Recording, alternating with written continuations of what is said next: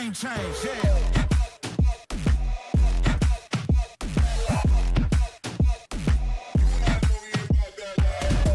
Watch the game change. Watch the game change. Watch the game change. Watch the game change. I do not gamble, but bet on me. Tell them that's like, yeah, it's c'est la vie. I'm taking a shot for my enemies. I can't waste no more time on my energy. I know they know I got it on lock. Go against me, that's a long shot. Cause I'm counting wins all around the clock. Never doubt me, boy, I don't stop. Who do you feel when they make you the monster? I am not scared of none of you imposters. Taking the lead now while they watching. Think you should leave now while the option. Taking no else, yeah, I gotta win. Watch me kick down the doors, they won't let me in. I'm running the game now. Foot on the gas, can slow down, no. My team, we holding it down. We know we running it now. Watch the game change. Watch the game change. Watch the game change.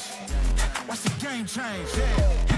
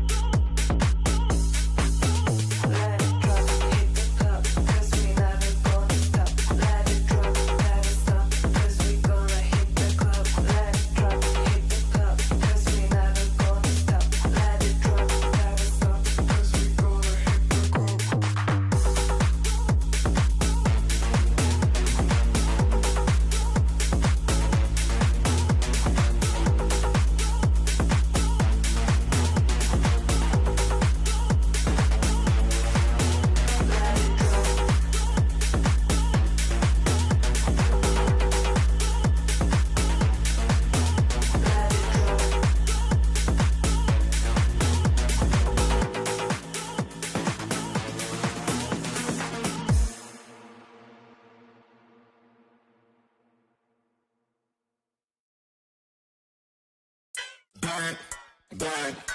Keep bringing it back, back, back.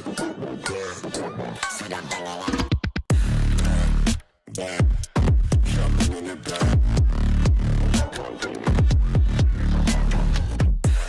It's all like swinging it back.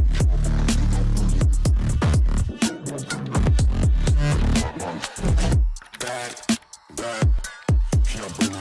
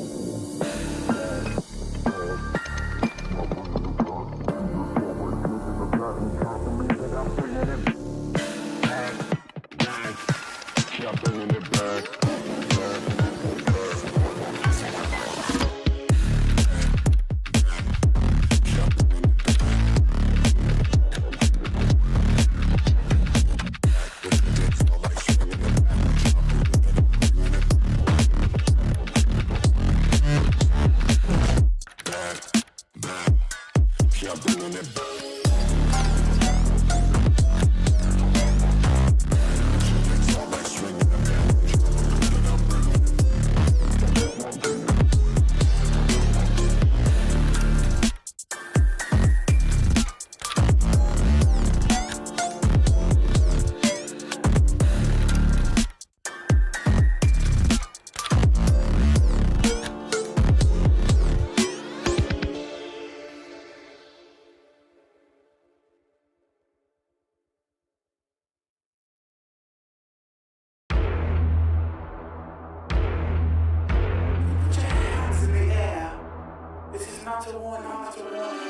You think that I'm running in place? Y'all really testing my patience. Right before I blow up the spot, I had to get back to the basics. What if my talent is wasted? It's sick, but I'm lacking the placement. Thought since I rap in the basement, but my come up is legend, is greatness. I don't care now, it's pedal to the metal. I can never quit now, I will never settle. Puppet to the game, I'm pulling strings like Geppetto. We in the same game, but I'm on a different level. I passed it. Gotta keep grinding till I'm laid up in the casket. No fake round, but you feeling too plastic. Yeah, y'all feeling too plastic. They say my style crazy, but then it's straight jacket. Wow. Why you still testing my patience? Trying to turn me into something I ain't trying to be. All the hate is a heavy rotation. You gon' lose yourself, quit testing me. Don't make me lose my mind. Don't make me lose my mind. Don't make me lose my mind, cause I'm looking like Wesley, test me. Don't make me lose my mind. Don't make me lose my mind. Don't make me lose my mind, cause I'm looking like Wesley, test me.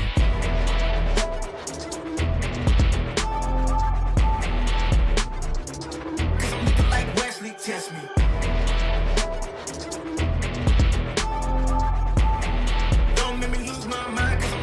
Wesley, test me. Yeah, guess I know no better. I ain't got no chill, so they call me a devil, I know.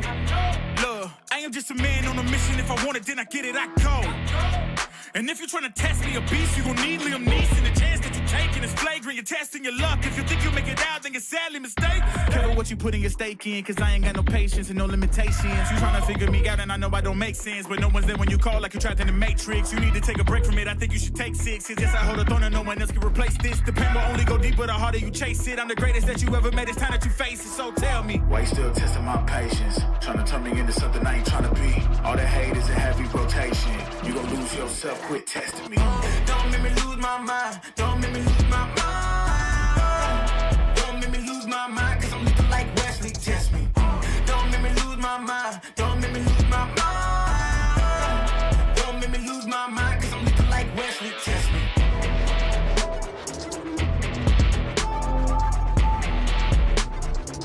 Cause I'm looking like Wesley, test me.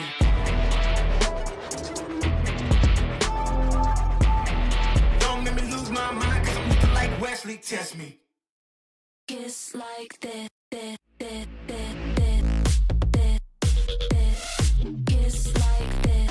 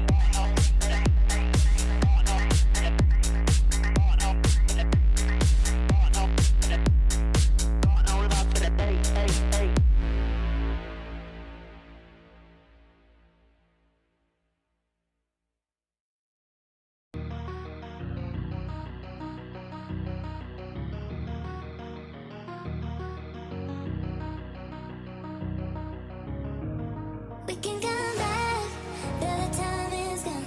I'm running to escape from your left. Don't lie, 'cause I know your heart. Don't try looking for someone to forget. 'Cause I gave you my whole life, and instead you gave me nothing. And you left me here lonely, hey, hey. I was lost on my own way. I will never be the same girl. But someone told me never to stay. We can come back.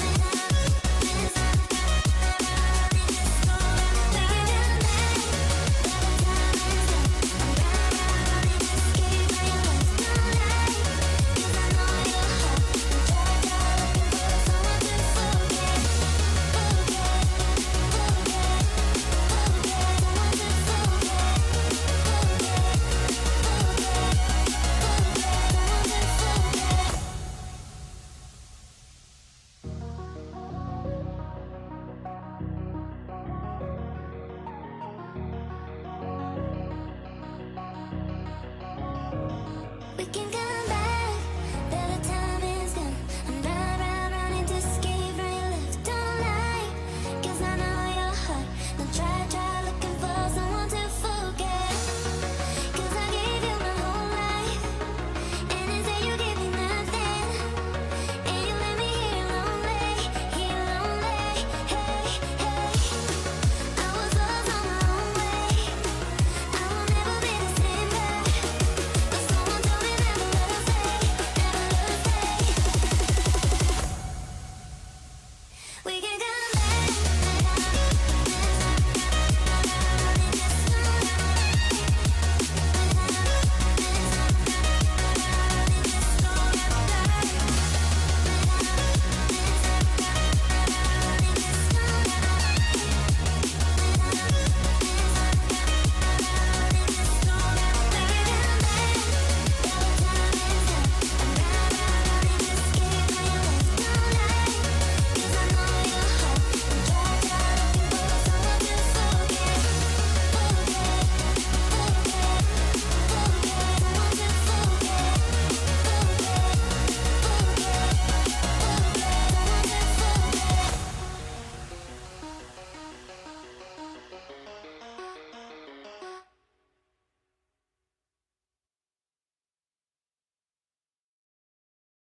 Cold like 0 degrees. I'm out the cage, gotta let out the beast. Revolutionary, gotta let out the streets. Locked in the cage, I'ma let out the hood, out the hood, out the wake up, get out the sheets. We came from one man, forget that peace. We take the west side, take out the east. I'ma put them in the cage, never let out the stuff. I hear him chat to me boys, move too quick, can't stop for the talking.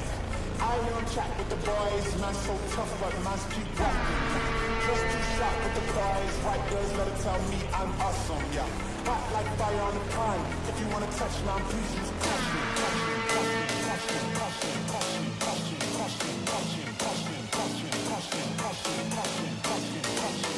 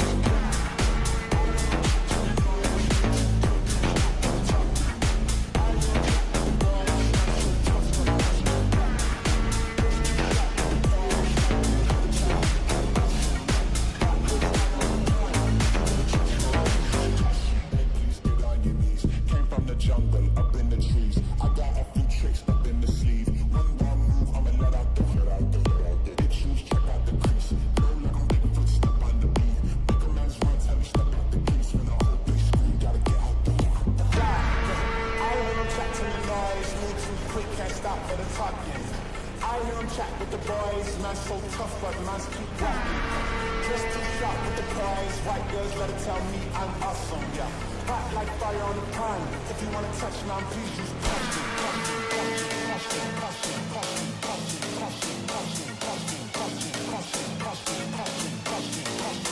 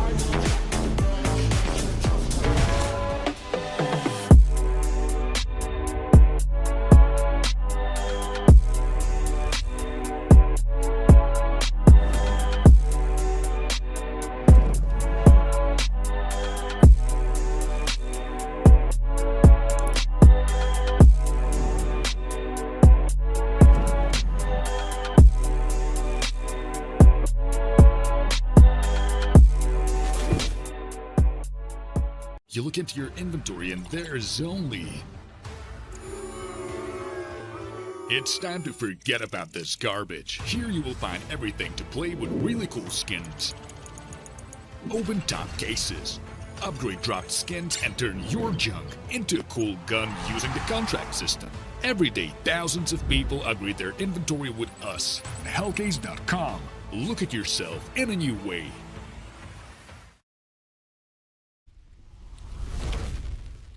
Hello everyone and welcome back to Hellcup number 10. We roll on with group stage action as we look to close out Group B in today's proceedings. We've already seen one of our teams move forward towards the playoffs. It's now time to decide who is going out and who is moving forward. My name is Eternal J. I'm joined by Dweg as per usual for today's single best of one action, as we'll be taking a look at Permitter versus K27 in today's matchup. How you doing, Dweg? Yeah, I mean, straight off the group, right? I think Endpoint, no surprise that they take top seed. No surprise that they're into the playoffs in this group already. Everybody else, though, I mean, it's kind of up for grabs. I would say that this is a decider matchup that looks weak going into the playoffs itself. But anytime you can make a top 8 and have a chance of going deep, then you're going to take it right here for both squads. And look, credit to K27. They had to earn their place right here. They beat out Gun5 in that series earlier on during their opening match. So they've definitely earned their position in the decider game today. As you mentioned before, however, Endpoint are the team that have made their way through on Group B, so they are locked in to the top 16. They are in the playoffs no matter what happens. K27 and Permitter will look to try and join them out of today's proceedings. Now, obviously, bit of an elephant in the room. We don't have two matches today. It's just the one decider game. Gun5 forfeit their game against Permitter earlier on. So it's just Permitter advancing straight forward into this K27 match. So that's the one that we have on stream today. Yeah, that could have been quite a tough game for Permitter as well. I actually would have said they'd be slightly underdogs in that game. So they've had a bit of a helping hand to go up against K27. And how rare is it, right, that we have a decider best of 3 in which one team is completely unranked and another team is within the top 70? That's almost unheard of for playoff position games. Well, look, credit. I mean, this is the nature of the open qualifiers, right? You have these opportunities available to lower level tier 3 teams sometimes to make their way up into the tier 2 space. And Hellcup obviously has enabled that with open qualifier spots, and K27 have been one of the teams that came through the open qualifiers. So for them to obviously make it into this position, they had to earn it in the first place. For them to go so far as a decider match, I mean, look, if you take a look at Group B on paper before we get into any of the results, I think we would have had K27 as a very easy sort of last place definition, right? Yeah, I'd agree with you on that one. I mean, this K27 roster came through the open quals. They were able to 13-10 Nom, which is the Israeli mix or stack, you could say, with Mestel and Moore and Danny. Even the best of 3, they went up against Gangino's team of the next team next level, the Ukrainian squad over there, beat them 2-1 in that best of 3, ended up going 13-9 on Inferno as the decider. So they've beaten some, I would say, known teams already to get here, but the fact that they 13-3 Gun5 in their opening game, I actually don't even know what to say about that one. Yeah, that very much was a shocker, and I didn't see that coming, because like just everyone except for K27 in this group play at a high level within the tier 2 space. Not necessarily the highest level of tier 2, not necessarily with the top end sort of tier 2 team ranking, but they do have themselves appearances in those CCTs and the Elises, and of course tournaments like Hellcup more frequently than K27. And as a result, you would expect each of these teams to be able to bash out K27. It hasn't happened in at least one case. For Endpoint, they did manage to do so. They had that 13-1 ending map, but even in that first game, that 13-11. I mean, look, they pushed quite the distance so far in this group. Yeah, they've been able to show that that these guys have got something behind them. I know that Exito is a guy that played on Zorka, which is basically Namega's academy back in the day. So there's like some known pieces. I mean, even the coach was an analyst on Hot 2 for 18 months. He used to play for Negative 21C, who play in basically the Russian teams of ECL Asia. So there are some names that are known outside of HLTV, not really known at this level though, and they're going up against a Permitter squad who actually participated in the last Hellcup event. They went down to Arct in their opening game. They beat Enterprise, lost out to Incilio in the decider, and it's still a core 3 from back then. Mari was still in the team, Beanox was there, Mars was there as well. The only 2 changes were Morels and Veggie that have been benched and brought in to get some new faces. Yeah, and for these guys, obviously, they want to try and improve upon their previous position. Like, they didn't exactly go deep in the last Hellcup. They had to go out during the group stage itself and actually during the decider game of Group A. So, like, the fact that they've had that opportunity now, and they're going to get the opportunity to do the exact same thing again, but just to go that little bit extra further, it does indicate like positive things for their stance in Hellcup. And I will say as well that, as I said before, they probably are the favourites by default in this matchup, just because of the fact they are playing on HLTV and at these cups a lot more than their opponents do. So just to give you an idea, Permitter have played 48 best of 3s on HLTV in the last 3 months.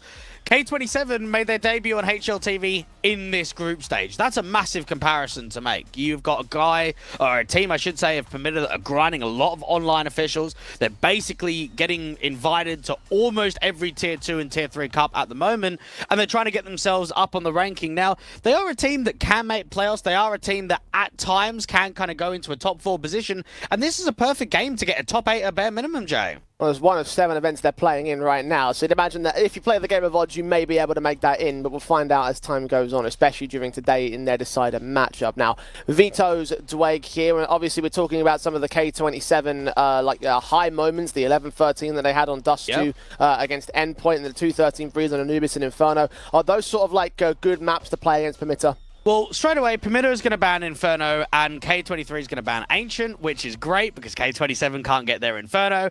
Mirage, Ancient, and Nuke are always good maps for Permitter. They've got a deep map pool, so they're going to go into Nuke there. And I suppose you have to go into Anubis because you've got that 13-3, but I actually look at Permitter. They play quite a bit of Anubis. It's not one of the strongest maps in the pool for them, but I don't know. I think the sample size is too small, in my opinion, for K23 to say, or K27 to say they can win a map, they can win a series. I think they're actually going to get 2-0'd by Permitter today. Yeah, we're going to have a lot of struggles with the K23, K27 thing. But look, I mean, like, even in the best case scenario, you mentioned a moment ago that Ancient, Nuke, and Mirage are the 3 sort of like key maps you look towards if you're in Permitter. They've got 2 of those 3 in this veto. Map 1's going to be their Nuke. Decider's going to end up being Mirage. So even in the best case scenario that Anubis goes the way of K27, they're going to have to dig real deep to try and find that decider game, because I think you are right. I think the odds do favour in the idea of a 2-0 for Permitter. They're just that much more experienced, you know? And even for K27, it's like, what sort of performance are you going to get on map picks? You go from a 13-3 on your map pick versus Gun 5 to a 1-13 pick against Endpoint. You can say that the other maps in the best of 3 series were close, but when you've got disparities like that, it could very much well be on-the-day performance. Now, K27, while again a lot of teams aren't familiar with them at this level, they actually are playing in ESEA Advanced this season. They've been able to 13-8 Illumina, and I think last night or the night before, they lost in overtime versus Verdant. So they've actually got more officials under their belt against reputable names than probably what most people will think. Yeah, and look, credit to them for doing that, but at the same time, we are talking about best of ones in advanced, and again, like some of these teams in advanced, they don't always manage to press on towards to the the highest ends of like the tier 2 environment. You know, like some of those teams definitely are reputable, but they're not quite at the same sort of level that I would argue Permitter are at. Yeah, I would agree with that one. I would say that even locally, they were able to beat VP Prodigy 2-1 most recently, and they actually even took double digits against Gun 5 in both maps, a team that obviously decided to forfeit their game earlier on this morning. So for K27, I just want to see what these guys are like. I mean, anytime you 13-3 Gun 5 in your opening game, you make a bit of a statement, and you can take Endpoint to all 24 rounds, so I'm all for it. I just want to see how they're going to compete today. I mean, look, they've already shown themselves to have quite a lot behind them in just those 4 maps that we've seen so far in this tournament, and we've seen them obviously like prove a lot of people wrong. Because again, like I don't think many people would have looked at this group and said that K27 would have done anything at all. So the fact that they've gotten already a team down in the opening game, the fact that they've already pushed our group winners to 24 rounds and at least a map. I mean, look, it is a very small pool of results. I'll give you that. Like 4 maps does not make like an amazing team, but what it does show in my eyes is potential to do even more. If K27 can prove that again here, and if they can, I mean, look, big long shot here, but if they manage to make it into the playoffs and continue to develop upon that, like I feel like there can only be positives for this team. And we actually do see it fairly frequently in this year, right? That you get a team that comes through the open quals, they get a bit of a crack at either a closed qualifier or a main event. They get a few officials under their belt, and then instantly they start getting more opportunities. I'd say Passion UA are a team exactly like that, grinded online open qualifiers, one after the other, and now they're a staple. I'm sure that the K27 guys are going to hopefully try and make that the exact same thing. I mean, their players are very young. You've got 2 17-year-olds, 2 19-year-olds, so guys that have very limited pro experience looking to try and make their name known here in Hellcup. And look, they've already managed to turn some heads, so credit to them for achieving that much here. And with guys that are that young, you can expect bright futures ahead of them. You can expect to see them a little bit more as the years go by. So, like, this could be a beginning development for those players as individuals, as a team. I mean, obviously, K27 is still very new to this level. They've been playing in some of the open qualifiers, I know, but nothing that's truly, like, sort of caught eyes again. Yeah. So, look, this is definitely, like, an eye-opening moment for everyone that's watching this match. Yeah, very much so. And again, for Permitter, these are guys that are very familiar. I would say that there has been quite a lot of changes to the organization itself. We saw Veggie getting benched out in May, and then Tomiko came out on loan from Night Academy. They got rid of Morels about 2 months ago, and then that's where they've picked up their sort of new AWPA of Ospava Q, who again came from Aves, but before that has not had any pro experience at all. And I guess we've seen that in quite a few of the Polish teams. We've even seen it for like the teams such as Illumina, where you've got some veteran names, you've got some guys that are known and reputable in the scene, and then you've got some young up-and-comers that have basically just come out of nowhere. And look, I mean, it's always going to be the case where those national scenes can develop talents, and they can try and, like, you know, that's basically the first place where you go to if you're an aspiring pro. So, like, and maybe they do sort of like find their footing in teams like this and go on to bigger and better futures. I mean, obviously, like, I know that the Polish scene has been in a little bit of dire straits overall, and I wouldn't consider Permitted to be within the higher ends of the Polish teams overall. But look, they've been competing a lot, they've been grinding a lot, and it's all about development in a very similar capacity to what K27 are doing. Yeah, and actually, I want to touch on the coach, too, for Permitter, Sydney, a guy that we actually used to cast quite frequently on AGO. He participated in that lineup. He played on Illumina. He played on Ungentium. And only recently has he kind of transitioned into a coach. He had a bit of a stint coaching AGO. He's now come out here to Permitter. So it's about getting some of those experienced players in coaching roles, getting them familiar with the landscape. And for Permitter, I mean, again, 48 best of threes played in the last 3 months on HLTV. Top 70 at ranking. They've got to look at this game and say, right, let's get a top 8 at bare minimum. Let's try and push for a top 4. We were able to do that in CCT, where they beat some very good teams. They beat Zero Tenacity, they beat Paravision, they even 2-0'd Big in a quarterfinal. So we know at times they've got what it takes to kind of go deep and go for those deeper runs into top 4 positions. Let's see if they're going to do it here in Hellcup. Well, certainly a victory right here would put them into that top playoff position, but if they can do that is yet to be decided. Right now we are awaiting on the Permitter side, though, so we're going to head towards a very short break, and when we come back, we're ready to get into today's proceedings with our match between K27 and Permitter.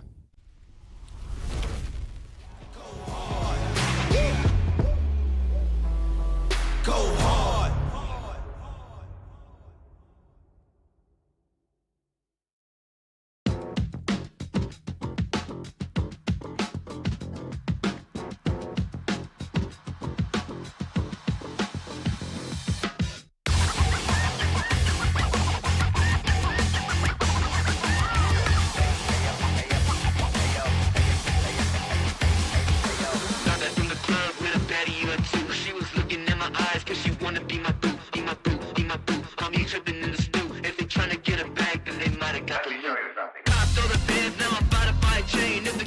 To me, I might get up on my lane, just in black while we spinning, so we never feel the shame. Gotta light up when we do it, so we don't gotta feel the pain. I was trying to tell you about that real shit, boy. You been steady capping on that fake shit, toy.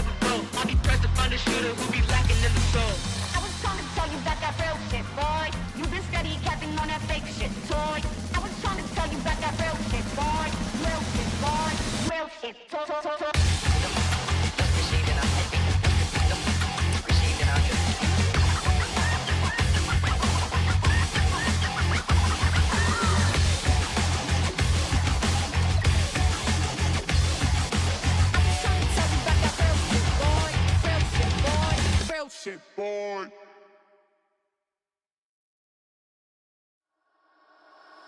Fumble a bag, now I when I fumble a bag. Fumble a bag, now I when I fumble a bag. Act like you know how this goes.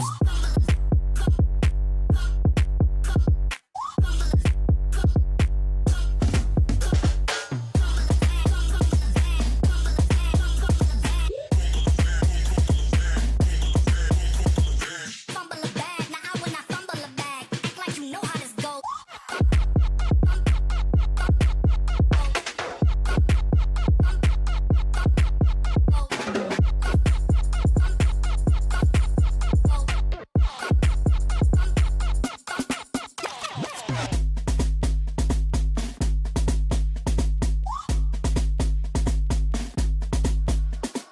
Fumble a bag, now I when I fumble a bag. Fumble a bag, now I when I fumble a bag. Act like you know how this goes.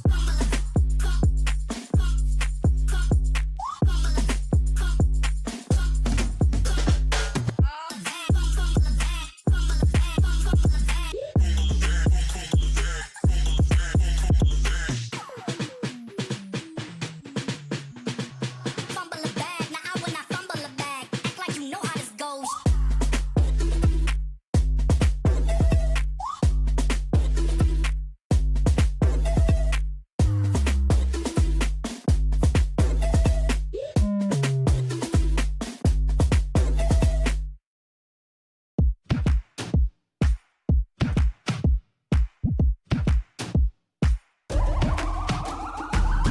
This is the moment we waited for. Everything you want is right here. We gon' give them what they came for. We gon' take it up from last year. Shoot 'em my shot, boy, I'm long range. Me and the team on the same thing. Stayed down, never switched up. Only thing changed was the game. I'm in the zone now. Nothing can change what we on now. When I pull up, know it's going down. Foot on the gas, ain't no slowing down. Aiming for greatness, no settling in. Kick down the doors, they won't let me in. Taking no else, yeah, I gotta win. Watch me kick down the doors, they won't let me in. Who running the game now? Foot on the gas, can slow down. No, my team, we holding it down. We know we running it now. Watch the game change. Watch the game change. Watch the game change. Watch the game change, yeah.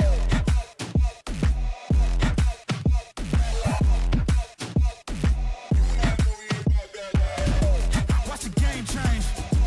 Watch the game change. Watch the game change. Watch the game change. I do not gamble, but bet on me. Tell them that's like, yeah, c'est la vie. I'm taking a shot for my enemies. I can't waste no more time on my energy. I know they know I got it on lock. Go against me, that's a long shot. Cause I'm counting wins all around the clock. Never doubt me, boy, don't stop.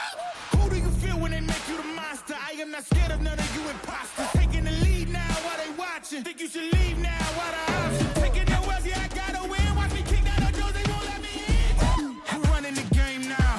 Foot on the gas, can slow down. No, my team, we holding it down. We know we running it now. Watch the game change. Watch the game change. Watch the game change. Watch the game change, yeah.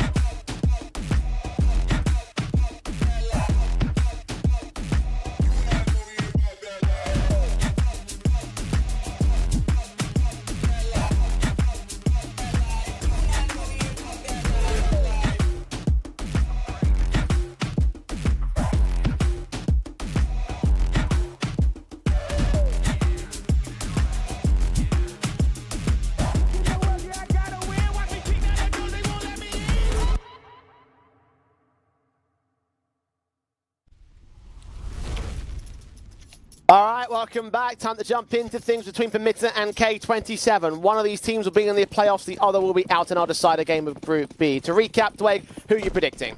I'm going to go Permitter 2-0. I think the depth in map pool and the depth of the officials is going to outclass the Russian side today. Well, if K27 can take the second map, then I can predict a 2-1 to Permitter, but that is a hell of a stretch in my opinion. Let's see if the underdogs can once again trump everybody and supersede expectations in today's best-of-3 matchup. Pistols seeing Julius coming out for 2 players on the K27 side. They're on the CT side start of things, and the upper execution is already inbound from Permitter. Mary, a good kill. A trade is good from one of the TT players, but Tomoko trying to hold down the backlines of the bomb site. Clash and Relaxi does come up good against a couple of individuals, and Must also gets domed in, so Beanox in a 1 versus 3, overwhelmed by the Julies, and the pistol goes the way of the CT side. Well, from the initial outset, it seems like the trading's pretty good there for Permitter. They've got an opening pick, they've got 2 entry kills towards A. They couldn't quite deal with the Julies towards Hut, and Relaxi ends up getting 3. He gets a bit of assistance from those Heaven rotations, Twizzle making it very uncomfortable in the rafters, and then Cashlid on that sort of reposition from Heaven too, just brute forcing that crossfire together. Bitter, unfortunately, not getting that bomb down means that there is no force buy potential in round number 2. Just the Glocks out. Plus the P250 for Tomoko. Not much in the grand scale of things, and K27 will try to take that to their advantage. Mag 7s towards outside. Ooh, a suicide from one of the Permitter players. That's not very encouraging at all. I believe he might have got caught by aim punch there outside on the silo drop. One trade, actually a couple of trades coming in for the CT side, but nothing that will be major. The SMGs can clean house. Keep all the main automatics as K27 win their second round. Yeah, very few Nuke officials have been played by K27. We saw them get a 13-2 on Nuke in the round of 16 of this open qualifier, and they also got that 13-8 result against the Team Next Level squad, where Nuke was actually the map pick for the K27 guys. So, played it twice in the open qual. Both times were successful. Let's see what it's going to be like in the main event, though.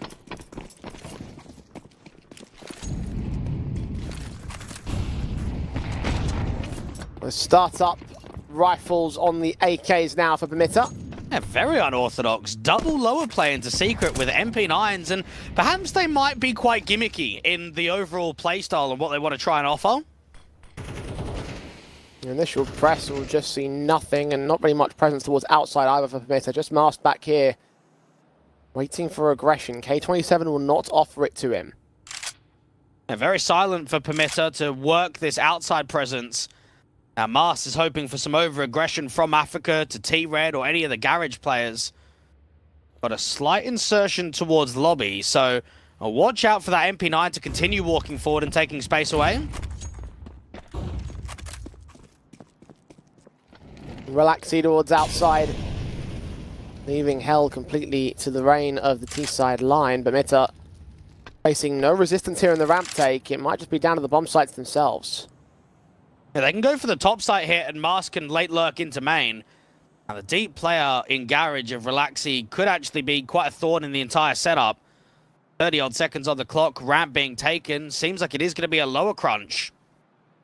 Low walk on Mast, no idea of the man he just walked past. The SMGs will start taking peeks in. One player will get caught, and second man goes down all the same. Nice and effective from Tomoko.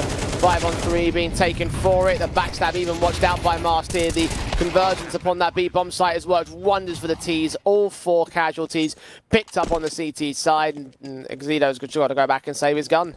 Just a situation for K27 where it's a lack of info, so they want to start making a bit of a play. They want to start aggressing, and they just get caught on a timing, don't they? They walk in towards the bottom ramp entrance. The T's are basically en masse, and Tomoko just hits 2 pretty clinical entries. Didn't even struggle against it. Didn't even receive any damage against those MP9s.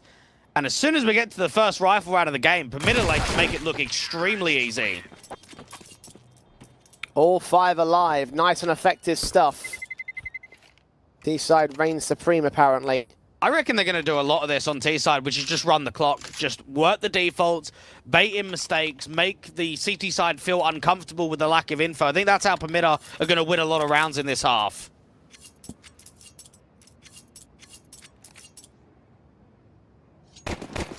Rebuy set for K27. As a matter of fact, that damage that was done to their economy state is going to come back and convert against them here. M4s, XM, Deagle 5.7 available. Only the 2 rifles to work with here on the CT side. Permitter had to walk their way past the smokes, past the red box and into Secret without any contention at all. Actually seems quite odd that they've wrecked their economy line as much as they have going into round 4. One M4 on that rotation down to the lower bomb site. Twizzle has not seen anything getting to the double doors. He's waiting for contact. Got to fight as soon as he gains it. Right now, nothing being given up by Permitter. They will start to slowly walk their way in. Is he ready for the headshots? Well, they're ready to receive his. Tap to the AK is not connecting, neither for the M4 either. Down to the lower bomb site in single door. Not much that Twizzle's going to be able to do against defending this. Now, he could re-smoke off the single door and just try and waste a bit more time. I'm surprised we haven't seen more of an over-rotation to B. They've already cleared out all of lobby. Twizzle needs some help, and he needs it now. There's a player unbound from ramp, but you're right, that's just a single man. A second player is also coming in here. Clashed on scene, spotted by the AKs again, burst forward to the headshot. Eventually, Master going to catch him outside of Decon. A Molotov towards Dark to ensure that position is cleared up. Player in the back of the rafters, sprayed down through the floor banks. Eventually going to get spotted. Twizzle with one pick before he drops, and that is a 4 versus 2 for Permitter. And they look quite uncomfortable on Nuke here. It just, anytime you've got all of lobby, and you're in a round where you're actually not working with the best of weaponry, you need to not so much gamble stack, but you need to stack off of the information that's been recovered. And in my eyes, just having a heavier rotation down there on B was what was needed in that round. At least 3 players, at a very bare minimum. Twizzle just couldn't really do anything with that M4. Yeah, you can say that they're holding on to an XM and an M4 moving into the next round, but it's going to be a lighter eco around it. You know, they forced the issue into this one, so they're going to come out worse for wear. The rifle and shotgun basically becoming crutches to what's otherwise going to be a very broken setup here for K27. Permitter, as you mentioned earlier, making these rifle rounds look very easy for them. And this one should be no different here. The upgrade pistols will be the best that they can get. And I can guarantee that if Permitter was playing a team like Endpoint on Nuke, they'd be hitting some top site hits and some vent drops and some quicker maneuvers. But after these 2 gun rounds have been won, just running the clock, I would be sticking with it for the entirety of the half. Volleys forward, fast plays into the CT side, trying to see if they get the lobby crunch together. The XM combines with the M4 well enough to get a 2-for-2 trade. The pistols eventually step up with that M4 now restarting to put the hurt against them, but they line up for Mars. He's aware of the 3rd player right back at the trophy room and gets his kill against him. Okay, Chaos that almost got Permitter off guard, but they still come out on top. Well, fundamentally, Permitter was actually playing a bit of an anti-lobby crunch setup, weren't they? You've got a door player, you've got one out towards Rab, you've got kind of the 3rd player in what I would say is the upper rafter in lobby. I know that it gets very expensive and it does get chaotic, like you say, but they were anticipating an aggressive play, and individually they kind of just let themselves down. We weren't seeing that mass impact, we weren't seeing the multi-frags, so it comes down to a 1v3 clutch that actually felt quite easy at the end. Wonderfully done there from the last man of Permitter, though. That 1 versus 3 for Mast kept it held together when K27 were on the precipice of stealing one back from Permitter, and that really would have thrown the whole game into whack. And this looks to be a top site fake of the A bomb site execute. Still in sight. Incendiary's down. Bomb revealed, taken down by Xedo. Double up against him as well. Kalash got picked up by Beanox. Mast and Spavek start to make their way in, and they start to get the man advantage as well for Permitter. Bomb yet to get committed to the bomb site. Both CTs in very different positions, and Relax is giving up the ghost on his position. Well, they're just freezing. They're just slowing it down, and they're waiting for Mast to make the play. Now, he can get all the way up to secret and start backstabbing into main. And if the timing works out for him, this main player of Relaxy is basically just a goner. Twizzle going to work around his position, but not able to spot anything as of yet. Relaxy starts moving. Is Mast going to be ready for this? Ooh, maybe not actually. Back is going to be turned. Easy pickings, good kill back on one man. Now they're going to have to look to commit to the bomb site. And no one on A here for K27. You've got Twizzle that can come back into main. You've got Relaxy that can come up from the vents. Bit of an off angle for Mari, and that is an easy kill. This should be a save for the M4. Yeah, Twizzle just walked right into it, had no utility in his pouch and no backup of Relaxy. He's got a smoke and a flashbang, so maybe if he took the time to rotate in to join his teammate, he could have flashed him up, but that would have taken a very long time.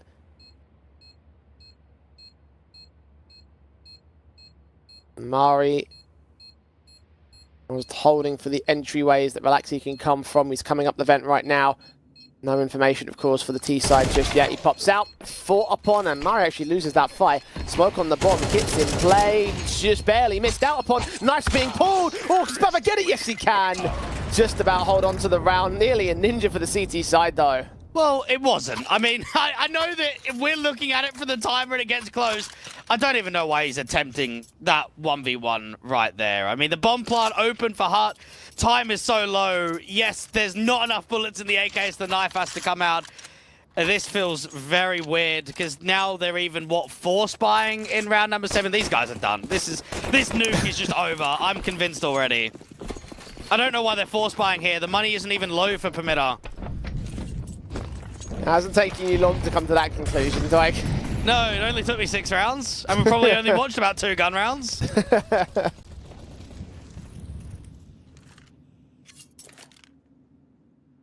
Been doing heavy damage to the T side line in terms of the casualties. All 5 fell in the previous round, but K27 putting a lot of their faith in the force buys, putting a lot of faith in these weakened weapons.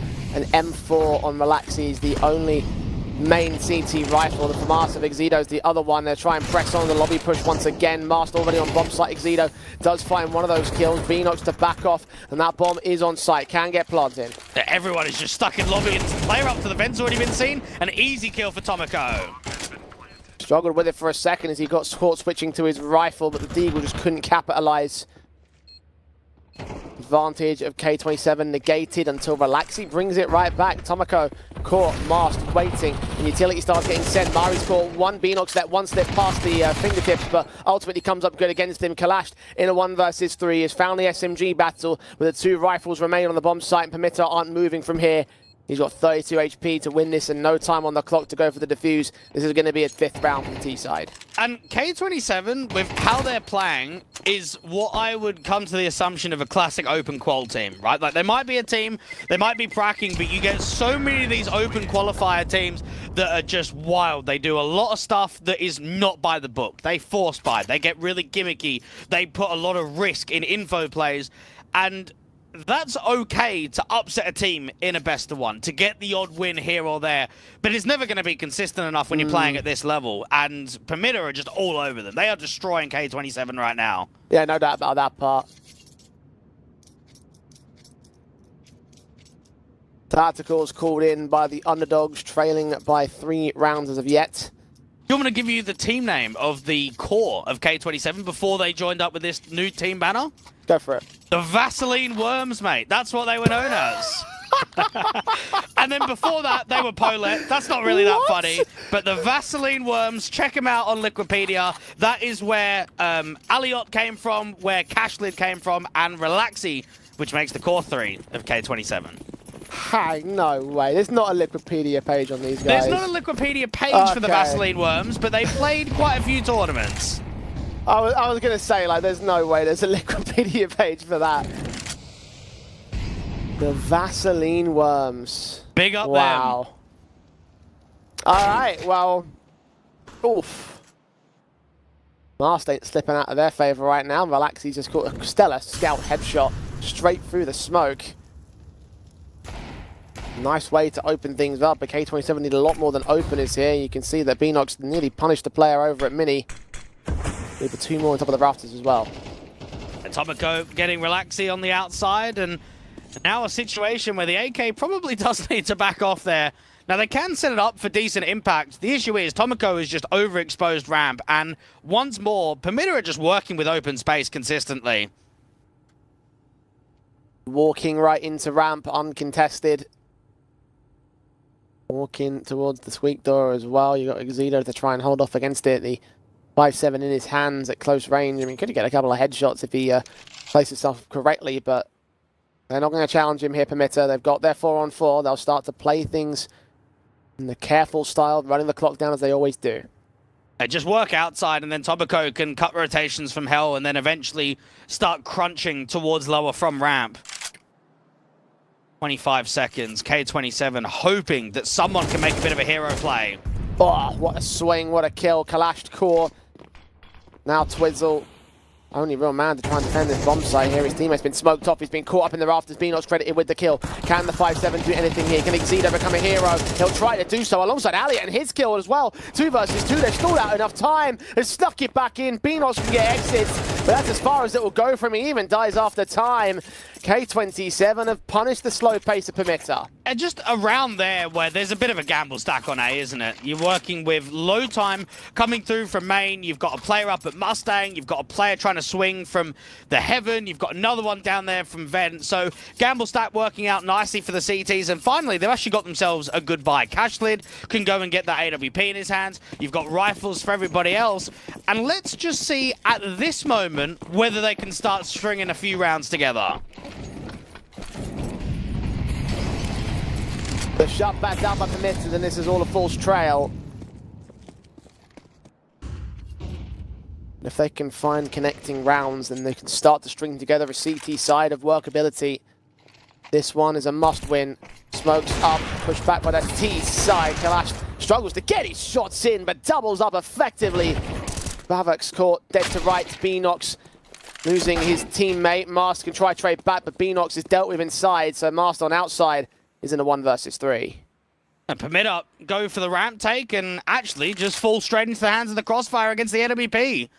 And Cashlid with 2 from Hell, and now Mars, the in-game leader, finds himself in a position where, well, what do you do here? 1v3, time on. There is Twizzle on T-Roof for some reason, so maybe this round is actually workable. I mean, look at the CT positions. These are 1v1 fights he can take until Cashlid gets here towards the trophy room entrance, and even he's considering his options right here. He doesn't know if Master's going to walk outside or try some sort of slower play. I mean, Permitter have been generally slow throughout the course of this one, but they're working in the lobby. Exedo waiting for his press. Marsh around the corner. Fight taken by the CT player, and that is the second round in a row for K27. Well, there we go. Permitter in a situation now where money is getting a little bit uncomfortable. They're not getting the bomb plants in the last couple. So go down to the lighter eco. Now, we do have to be real and say the second half is probably going to be quite rough for the Russians. So if you want to at least compete from a scoreline perspective, like they did against Gun5, like they did against Endpoint, I think you've got to go 7-5 at the turn. I think you've got to go completely undefeated for these last few rounds of the first half. There's 3 more in the half to have. Permitter may offer one of them up right here. Now they're on forced by territory. Now they're the ones trying to scrape together some rounds. K27 trying to change the narrative here in this map up, trying to turn their situation back to their favor. And it is going to be Relaxy to get the opening kill, pressed towards outside, and no one saw that coming. Yeah, everyone was setting up util from the T-Roof. I mean, it's very unorthodox in a buy round like this to be aggressing heavy towards outside in that deep. A very good start for K27, because now for Permitter, they've kind of got to cancel everything. Mars might be able to work a pick towards main outside, though. Smokes up from him, trying to suppress the SMG around the corner. He's going to sneak past that player, which actually could be a very intriguing dynamic to this. The CTs will not know about his position. Orpa could get caught up in the rafters. Tech-9 tap doesn't actually find much. And now eventually the SMG will clean up. Cashlid's Orb can also strike onto Beanox. It was a decent moment without the range game, without the accuracy, ultimately without much of a steal here for Permitter. They might get the bomb plant down here on the bomb site. They have got one player holding off rotations, and indeed Tomoko can get a little bit of extra money for the Permitter side, but they also forced into this round, and K27 will have us at evens. If Mars has a deagle there, he probably wins that round, because he's got a really good timing against the Orpa in Heaven. It's just that with a Tech-9 at that kind of range, it can be quite uncomfortable. CTs deal with basically the force buy off of the basis of the opening contact outside. And another buy-up is coming out here for Permitter. We've seen both teams be very heavy with the forces and the poles. We haven't seen a lot of quick rushes for them. I wonder if we get a ramp rush or even a top site explosion instantly out of the gate. We've got Galils across the board. Rifles. No AKs for Permitter. There is one for K27. Exedo has his. Elliot trying to press ahead of this squeak door position, trying to look down the corridor itself, but nothing has been seen yet. The smoke is in the way.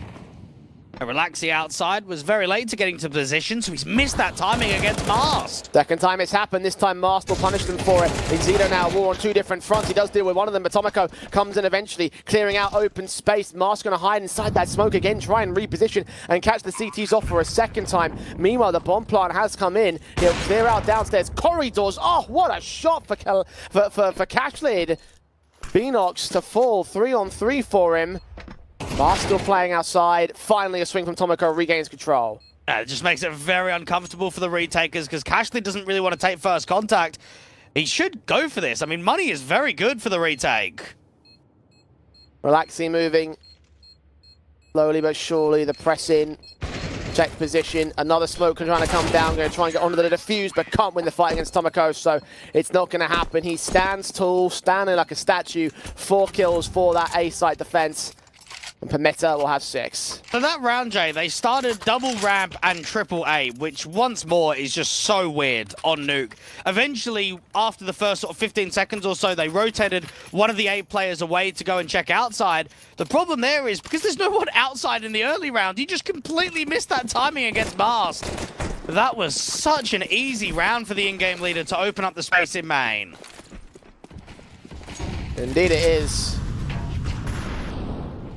Wonderful stuff set in by Permetta. Relaxi's again going to try and bring the fight back to them, though. Mast caught first. Outside presence maintained by the blind sprays of that M4. Press in from Trophy, Twizzle. Oh, Beanox gets caught looking the wrong way. Somehow gets away with that kill regardless. And waiting for a second man. Oh, he's caught the headshot and all. Third player now left isolated alone and peeking in with the orb. Can Beanox catch him off? Oh, he's looked underneath him. Eventually, Cashlid will turn back to that kill. But still an advantage for Permetta here. Both players can dive down towards B, but are they too late? Is it misdirection? Because the T's are actually walking in the upper bomb site. Wild stuff coming in. Would love to see how those Beanox fights went down from his perspective, because I have no idea how they got the jump on him and he still got the frags for it. Plant secured. Open positions. 2v3 situation for K27 to retake on, and they have no choice but to go for it. It's the last round and a half. It's a very tough retake. This is basically a done deal for Permetta. Elliot moving, flash turned away from counter HEs are there. The engagement of the AK not so much, but Tomoko still able to support his teammates. His 14th kill of the game against the man. Cashlid will take him back, but Spalvac very nice to return. In the end, it will be a 7-5 for Permetta. I have no idea what K27 are doing in almost any of these rounds. I mean, right there, opening kill outside, and then they're walking lobby? Why? Like, you've got a man advantage. Why are you crunching lobby there? Just post the AWPer and trophy and wait for contact. Instead, the rifle starts walking in trophy room and another one starts walking out from hut. Permetta, I would just say, in this sort of matchup, keep your guns up a lot of the time. Just wait for gimmicks and just overall mistakes, because they are playing some very unorthodox CS. And they're going to continue to do so. Julie's on 2 players for the pistol round. The odds ever in their favor. Imagine the odds at Leon Esports are currently certainly favoring the Permetta side.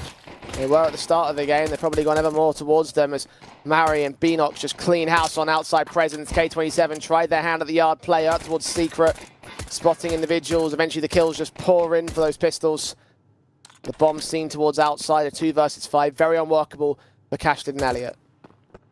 Good tap from Murray. He's done well out there from the Hell entrance. Let's see the P250 and how many kills get granted. It looks like only a single one. Permetta close that round pretty easily, don't they? The Julies gets involved. Mainly the damage is coming from the lockers. And K27, let's see if they force up here, because I'd be down for it. There's a revolver. What's happening? What? It's going to get 2 kills outside. Right, just watch. We need all eyes on Twizzle for this round. Like, this, again, just goes back to that conversation. Classic open qualifier team right here. What is happening? Why is there a revolver? I guess Twizzle prefers it over the Deagle. Don't Yeah. joke. I've got nothing for you there. Here we go. Let him cook. Oh. Is he cooking? His mast. Oh, shots missed. Nah, not going to happen. No one else Unlucky. wants to pick it up. I'd rather Oh, take the glove. hang on. Exito's picked it. Exito's got it. Oh, no, he's gone back to the deagle. Never mind. Okay, that's a bit of a shame. He's overwhelmed anyway. Outside presence come under the CT side control. And Relaxi and Elliot probably shouldn't be doing much more here. Elliot challenged by Beanox. 1 man versus 5 now. The bomb on the back of Relaxi. No damage has been done towards the CTs yet. Probably might get away with a perfect round here. Oh, not quite. Not like it matters though. All 5 stay alive. And I just want to know how a Gun 5 side with Tanir and Celta got 13-3, 13-3s versus these guys. I don't know. Yeah. I mean, we weren't on the broadcast yesterday. I know Trav was having a good giggle about it, but it just seems insane that you can dominate against a decent Tier 2 caliber squad. But then you come out in this match and this is what we're seeing, like... Yeah, I mean, it is Nuke, and they look very uncomfortable on this map. I think we will get a better showing from them on their map pick. It's just unfortunate that with the permaban being Inferno for Permitter that you don't get to go to that home territory. And that was one of the maps that they had against Gun 5, the other one being Anubis, which actually will be the pick of K27, so maybe there is a little bit more prominence to them on that second map. Nuke is definitely feeling like a loss at this stage, though. Maybe the rifle rounds can turn something back to K27, but if they lose it, I'd imagine the Permitter are going to catch him. Even the AK cannot get the kill from Alia onto Spavak. MP9 holding its presence, advantage for Permitter already. You'd be fuming, because you got the jump there, don't you? If you're the rifle towards the double doors and observation window. Boost up towards ramp. Let's see if anybody clears this. Murray engages 1 and 2. Looks for the third man. Can't quite adjust towards him. Twizzle and Relaxi turn it back. K27 still down by a player here. Good trading attempts by the T-side line. Permitter now have 1 in the back sight. Back of the rafters here. And Bateman in closer. MP9 at range. Still finds Relaxi. Spots that second man. Backup's on the way. But he stands to fight continuously. And with the HP being low on Twizzle the same, it will be a nice kill from Spavak. 3 AKs and all. And Permitter now starting to really pull into the victory lane. Yeah, just get this map over and done with. Close it down. Don't really give your opposition much room to come close to a double-digit scoreline. That was a low-investment gun round. We had a lot of MP9s for Permitter, and actually all of them did extremely well. That first contact towards double doors, the ramp play on the boost up, even the behind the silo. Good work. 5 rounds to the difference. Lighter Rico here for the T's.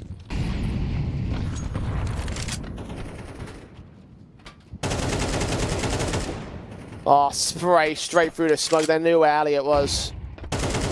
Now Tomoko knows exactly what's coming his way. 2 picks, 3 picks, 4 picks. Nice and easy against the pistols. Permitter storming ahead. Up to 11-5. K27. Got 6 rounds to make up with this 1 rifle to evade the map point that Permitter are about to gain. Tomoko's had a really good game, and he was, in fact, involved in basically the last iteration of the Polish 9 squad when Kai and Kyla were still there, and they were trying to basically rebuild after that trio went out to ENCE. And got some good experience of still playing at HLTV at a high level. 18-9 as the ramp player, but this looks to be quite aggressive on the lobby crunch in the gun rounds. Press forward, Beanox seeing several players adjusting back and forth, unable to get the second man. Mary's still back there as Mask gets picked up by Twizzle. Again, the lobby crunches have done heavy damage here for K27. And Alia adjusting towards Spavak, eventually makes it a 4 versus 2. 1 player seen on the ladder. The HGs are sent up to try and do more damage. Every man is tagged here for K27, and that bomb is being careful not to lose its life. Yeah, what is going on right now? This is so hyper-aggressive from both teams. Now, they know that there was a top site lurk somewhere. They just don't know where Elliot's actually repositioned to, so that's where Tomoko is trying to search, but he hasn't been able to find him just yet. Starting to move on that hell position. They might catch him off sooner or later. But the concern is all about the main T-side force who are back to wait. Tomoko's hearing footsteps and maybe ready to replace and re-push into this lobby position. Murray so close to catching Elliot, but he has absolutely no idea. He's about to get an idea, but not yet to overextend. It might be able to drop the bomb if he gets the timing right on the jiggle from Heaven to Spy outside. Question is, there's 2 players to trade it, so how much are they going to get? Alliot checking, just barely seen. Alliot kill found, and now Tomoko knows he's got to hold the upper bomb site. They're all facing him. Damage has been done. Alliot faces, he gets picked up, does a ton of damage. 1 kill found, second man isolated, but not taken down. Cashlead holds the round together for K27. Yeah, so that round just comes off for the basis of Permitter just saying, yeah, let's get this done. Let's just start running into lobby. We're going to overpower them. And it comes to a stance where there's just kills through spams. There's just overall madness. Even, I just walked through a main smoke there from Alliot.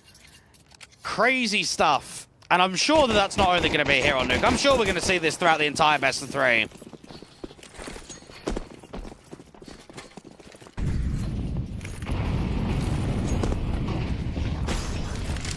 Rifle set again for Permitter. K27 will figure out their press. Masters caught Alliot, so there's your starting advantage for the CT side. And no response from K27 basically anywhere. They haven't got outside space. They haven't been able to get players to contact into ramp just yet. Just trying to work the default. Permitter looking comfortable going into round number 18. 1 frag secured.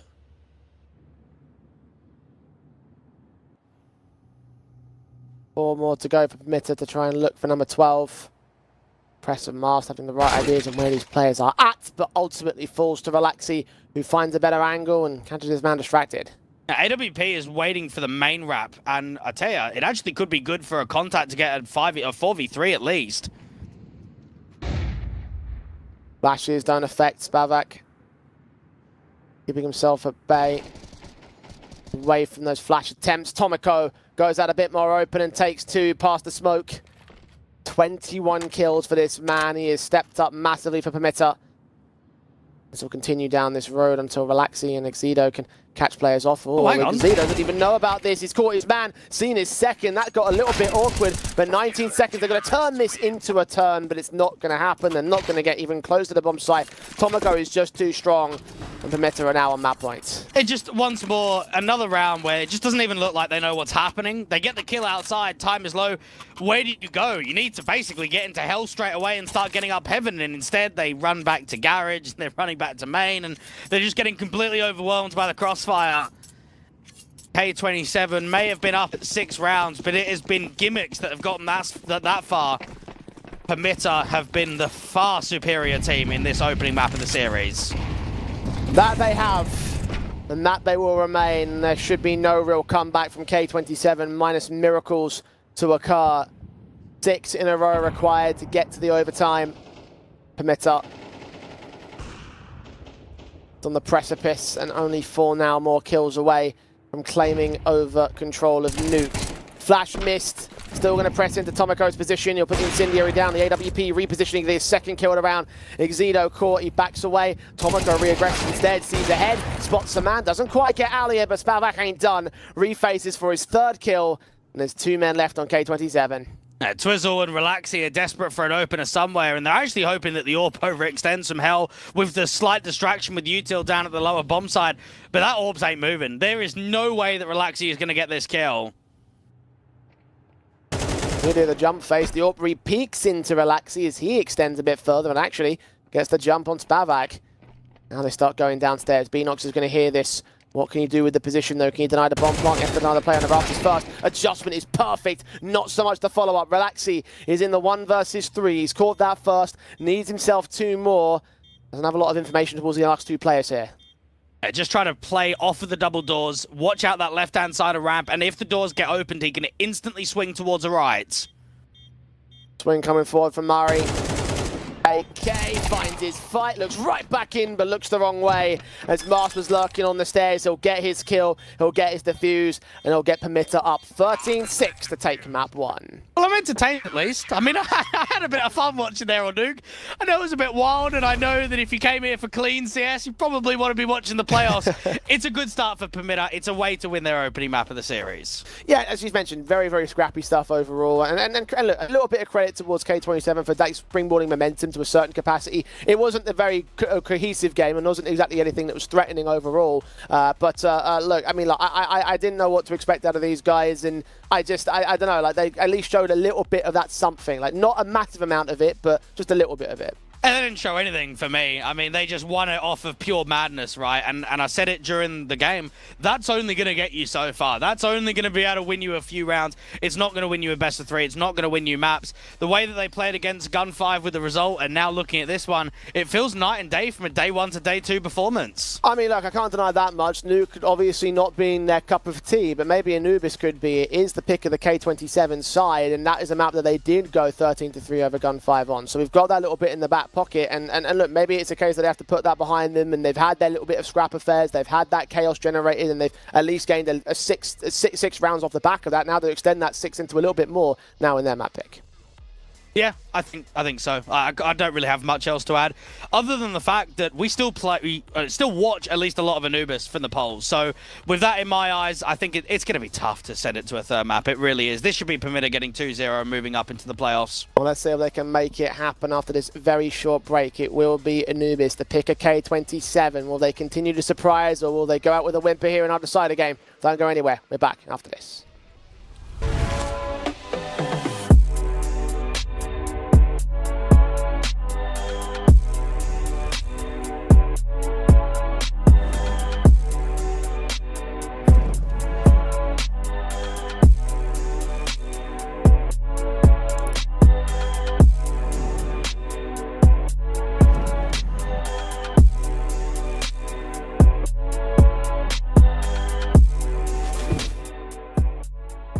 You look into your inventory and there's only... It's time to forget about this garbage. Here you will find everything to play with really cool skins. Open top cases. Upgrade dropped skins and turn your junk into a cool gun using the contract system. Every day, thousands of people upgrade their inventory with us. Hellcase.com. Look at yourself in a new way.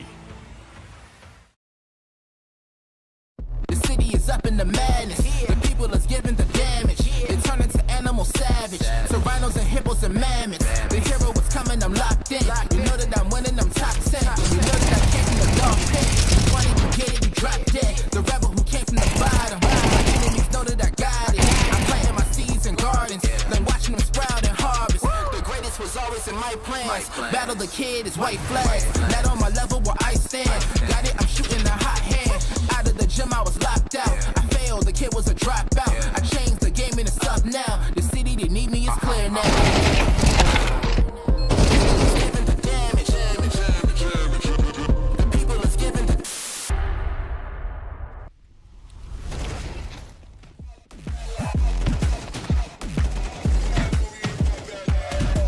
Watch the game change. Watch the game change. Watch the game change. Watch the game change. I do not gamble, but bet on me. Tell them that's like, yeah, it's LIV. I'm taking a shot for my enemies. I can't waste no more time on my energy. I know they not got it on lock. Go against me, that's a long shot. Cause I'm counting wins all around the clock. Never doubt me, boy, don't stop. Who do you feel when they make you the monster? I am not scared of none of you imposters. Taking the lead now while they watching. Think you should leave now while the options. Taking no else, yeah, I gotta win. Watch me kick down the doors, they won't let me in. I'm running the game now. Foot on the gas, can slow down. No, my team, we holding it down. We know we running it now. Watch the game change. Watch the game change. Watch the game change. Watch the game change. Yeah.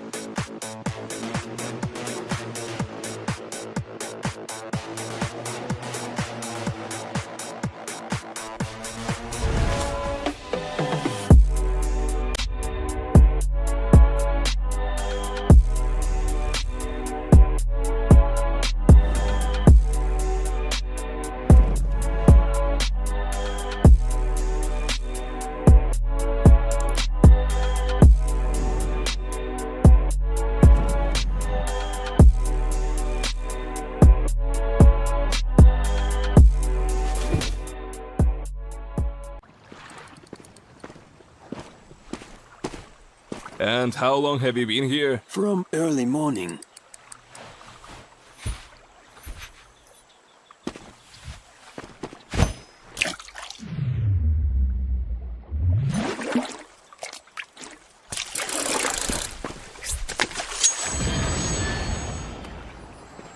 Take notes, kids. Hey, was that a bite? Will you share? Hellcase. The city is up in the madness. The people is giving the damage. They turn into animal savage. So rhinos and hippos and mammoths. The hero was coming, I'm locked in. You know that I'm winning, I'm top 10. You know that I came from the dog pit. You wanted to get it, you dropped dead. The rebel who came from the bottom. My enemies know that I got it. I'm planting my seeds and gardens. Then watching them sprout and harvest. The greatest was always in my plans. Battle the kid is white flags. Not on my level where I stand. Got it, I'm shooting a hot hand. Out of the gym, I was locked out. I failed, the kid was a dropout. The city, they need me, it's clear now.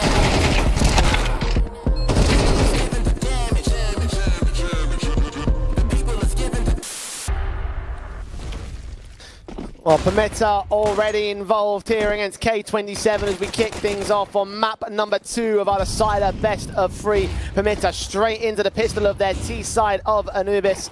And Exedo holds his nerve back with the Julies, trying to hold defensive line here on the A-bomb side. They are just overwhelmed in an instant by Permitta. We're wasting very little time getting into this matchup. Permitta have wasted very little time claiming the pistol round. There's not much you can do from the bricks and camera angle when you're just getting goosed instantly. It makes it basically impossible to be able to come out on top in that round.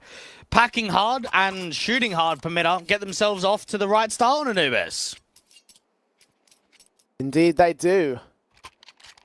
Wonderful stuff again, very fast-paced into this one. Barely had a chance to really just think about the way this match is going to shape up.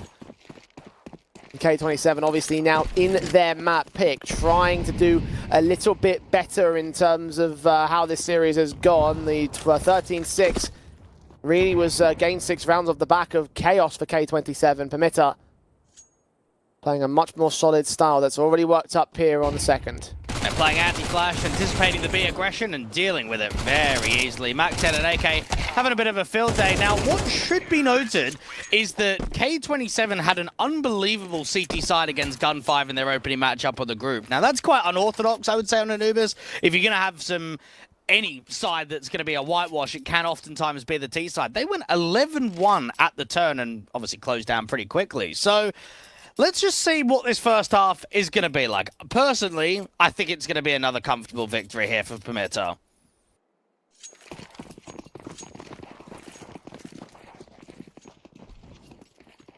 Well, if there's a map to try and see K27 take them down on, it would be the map that they were able to take Gun 5 down on the same. Mentioned the CT side, maybe arresting this CT half and look good first and foremost. Mast has tried to put that Mac-10 in for a suicide dive inside of that fire. Ultimately unsuccessful in finding much in the way of kills. Damage done to Twizzles on 76 points of health. Starting advantage here for the CT side. Well, it's a good cancel there from the Poles. There's no point in continuing to just start bombarding the B bombs after you've lost the opener so quickly. They're going to boost up behind the smoke, hope to see if they can catch a CT contact. Elliot might fall here with the MP9 on a 1-for-1. Not quite the kill he's looking for, though. Spray goes all over the place, does tons of damage to Beanox, but Beanox is the man with the kill. They actually slow it into mid, and it gives time for the reposition at Temple, and even to drop Twizzle back from CT into that beach position. Now, this looks to be a mid to A fake that's actually going to go back towards a B maneuver. Say that, but they're taking the T stairs. They are running the clock. They're trying to bait in an info play. They're trying to bait a mistake here for K27. Raps will start coming in from Permitta. They do actually catch Tomoko off. I think Relaxi just saw him diving back into that corner. He didn't notice himself. And now they have to go for the execution here. The jig is up, mid is clear, and the execution utility has come in thick and fast towards this A-bomb site once again. Spalbak has to get the kill in. Indeed, he does, doubling up with the headshot. He's lost a teammate though, and Beanox is down on low HP. Both players seeing the spray transfer not coming up good. Exedo being tagged up a little bit, but not as much as Spalbak is. HE's down and provide enough breathing room for the bomb plant to be secured, but the HP certainly favours the CT side player in this exchange. Exedo looking for his tap, looking for his burst, and one good burst is all it's going to take against the man. Looking left and right of the birthday cake. And Spalbak trying to play with the information, hearing those footsteps, does lose his life in the end, going for a preemptive strike. Didn't work out for him. The first round on the board of K27. Well, I would still say very impressive from the Poles, because you've got to remember, in that sort of setup, that mid-lurk from Tomoko is meant to try and get a kill, try and bring more attention and allow a bit of a free pass into A. Instead, the walk forward for the M4 has dealt with the lurk, and that puts a lot of pressure on the A players, because they don't have the space to work with, they're down by a man, and they still get the bomb down in a 1v1 scenario. So for K27, not the easiest of rounds to work there.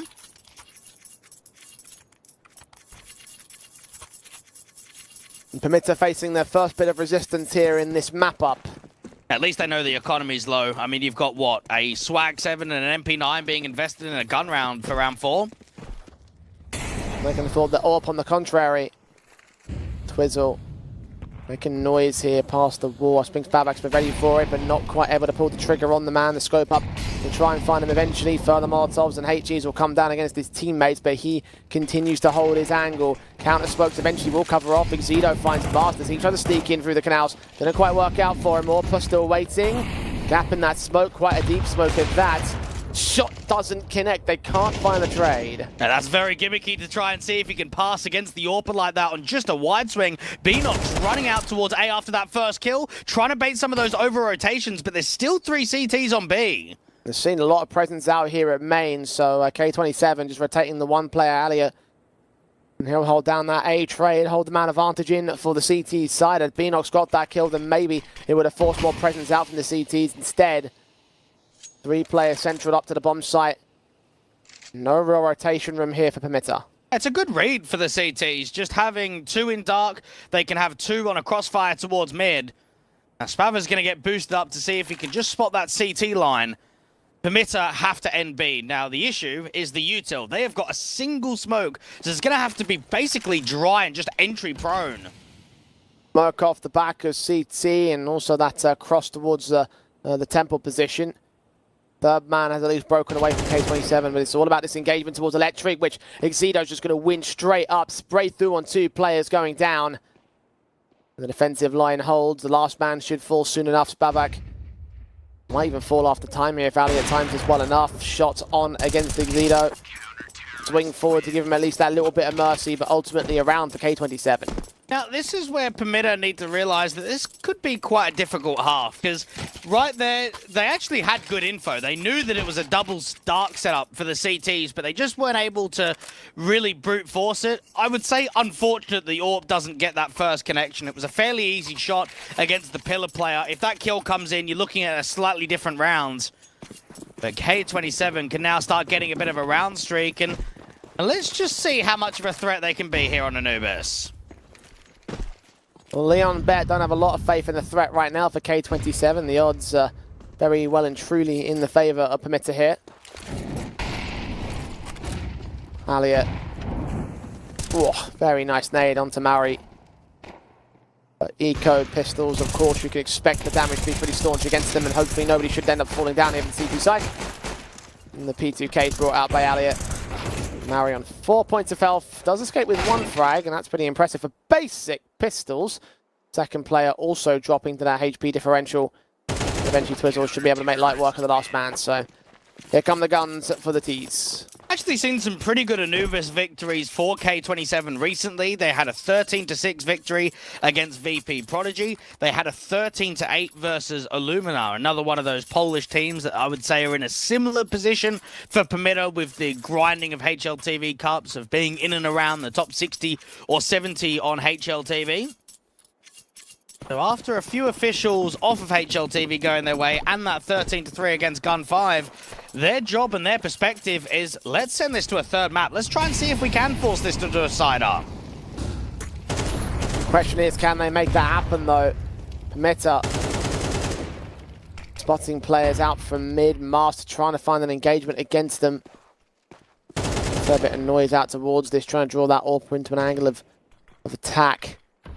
Where there's one player behind the door somewhere, but just can't quite seem to lock on much damage against him. Twizzle gets caught with utility in hand. With that kill, the A site is basically opened up here. Alia forced forward to fight. He gets that second kill with a very fast adjustment in through the flashbang.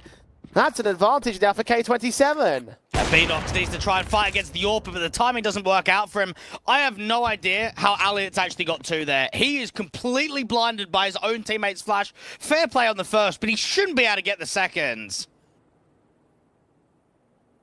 But he did. 2-man advantage now, K27. Holding 2 players per bomb site, 2 players in total for Permitter to go into an execution.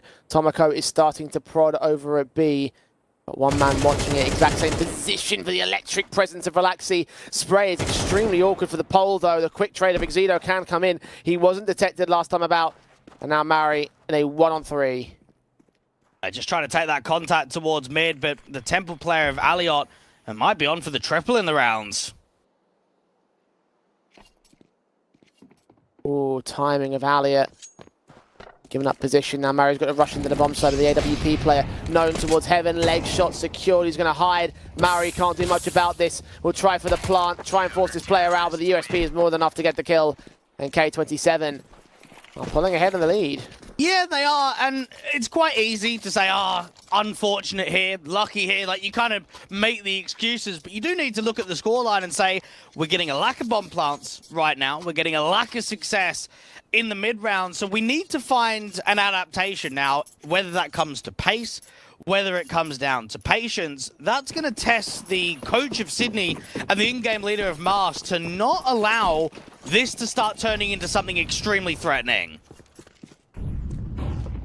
Permitter pulled out their pistols. HG's nicely placed by Relaxi. Right under the stairs angle that Permitter were holding from common PC utility. Starting advantage for K27 there on the HP bars. Of course, having got the opening kill. They, of course, got plenty of weapons over these pistols. Cashlid, first opening pick towards B main. Veenox has managed to make 2 happen. AWP is struggling. Good shot there towards Electric and still trying to refrag against the Glock. Gone back for the bomb, pick up a rifle and rotate all the way into A. They've all come in from the back lanes. There might be a little bit of breathing room to get this plant down. The rotations have started early by Alia though. I think he's starting to read what's happening. Might get there to just about deny the plant overall. Spavak get the kill against him. He's going to try hunt for him. Look towards all those common new positions. Spot the adjustment. Doesn't find the spray. Aliot keeps control. And that round actually gets, for a moment, I would say quite uncomfortable, right? Couple of kills for Veenox. If maybe the Heaven player goes down, it's a 1v2 in a post, it still gets it quite expensive. Not to be. A couple of rifles still maintaining the economy line for K23. So just getting their funds up into, I would say, a decent cash floater, which is going to make it harsher for Permitter to really reset it overall. I'm surprised that we've still got a lack of tax, though, for the polls. I would have thought we'd get one going into round number 8. Actually, they got those guns up against the CT side. You think this is their best chance to try to turn this situation around. There's a very similar scoreline, just in reverse roles of what we had on the first map. But that's not happening here. Cashlid. Orb in hand, looking down range towards this main entrance in the Orb v Orb battle. Spavak did see him. Incendiary blocks progress. Meanwhile, Mars takes an engagement and loses a lot of HP for his trouble in mid. The teams have actually done a pretty good job of these opening picks outside of A main. Normally been Veenox. Mars just spamming on that smoke towards house, but not finding any connections. Baba, when this smoke clears to Electric, might be able to challenge against the M4.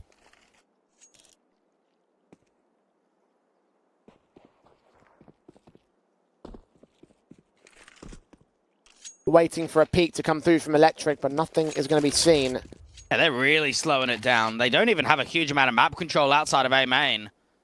Permitter have been a very slow-paced team in this match. Ran the clock down multiple times over the course of Nuke. Same story here in this one here for Anubis. 30 seconds on the clock. Valaxi looking to peek off the back of his teammate's demise. Spalvak got set up with Mari's kill though. Relaxi peeked away. Spavac got the kill for it. Advantage now for the T-side. Can Cashlid do anything about this? They try and peek in, and Mari's going to go down for it. Cashlid's got several players to try and deal with. Further HEs. Bomb is now on site, protected towards main. Backstabs can come forward as well. Beanox ready for the man. Exedo drops. Spavac pinned in a corner here. The smoke towards camera will at least ensure that no flank can come forward and directly contact him from that mid-presence. Tomoko finds one kill in the meantime. Twizzle drops, Cashlid's now got to go back and save. Fundamentally, I was really impressed with the lack of overpeaking there from Permitter. So they know that Cashlid is the AWP in heaven, right? What they do is rather than keep trying to jiggle him and fight him, they just prioritize the bomb going down, focus camera, and focus A main. I mean, Spava, he knows the AWP is still there, but he's not even committing to a fight because they know if they give him anything, if they just even give him a look into the hunt, he might be able to turn that round into their favor. So really good work of no overpeaking for Permitter and making Cashlid basically sit there and say, sorry lads, I haven't even been given a chance.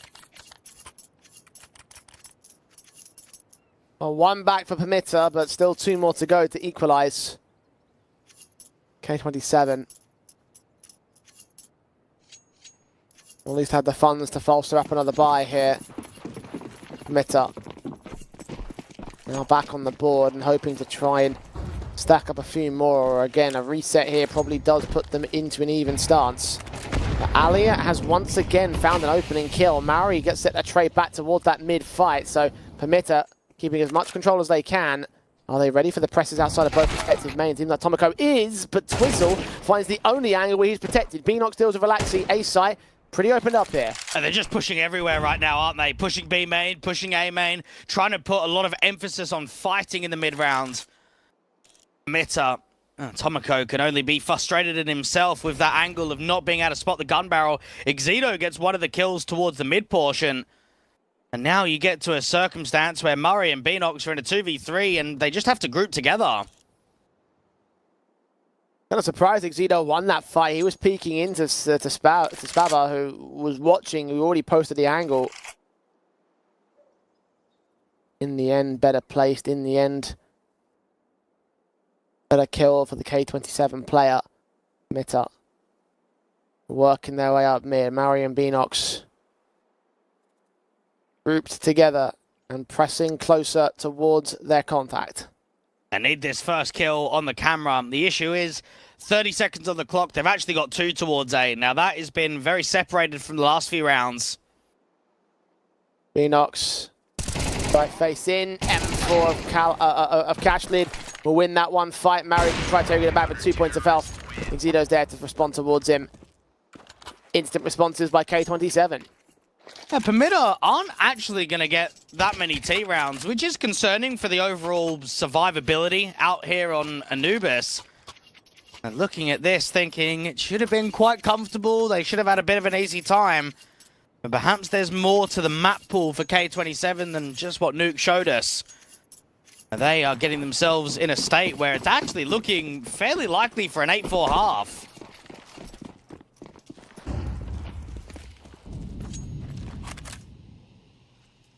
Meta can still make it 6-6 if they go flawless from here, though. That's their best case scenario. Good shot by Cashlid. Good read on Spava.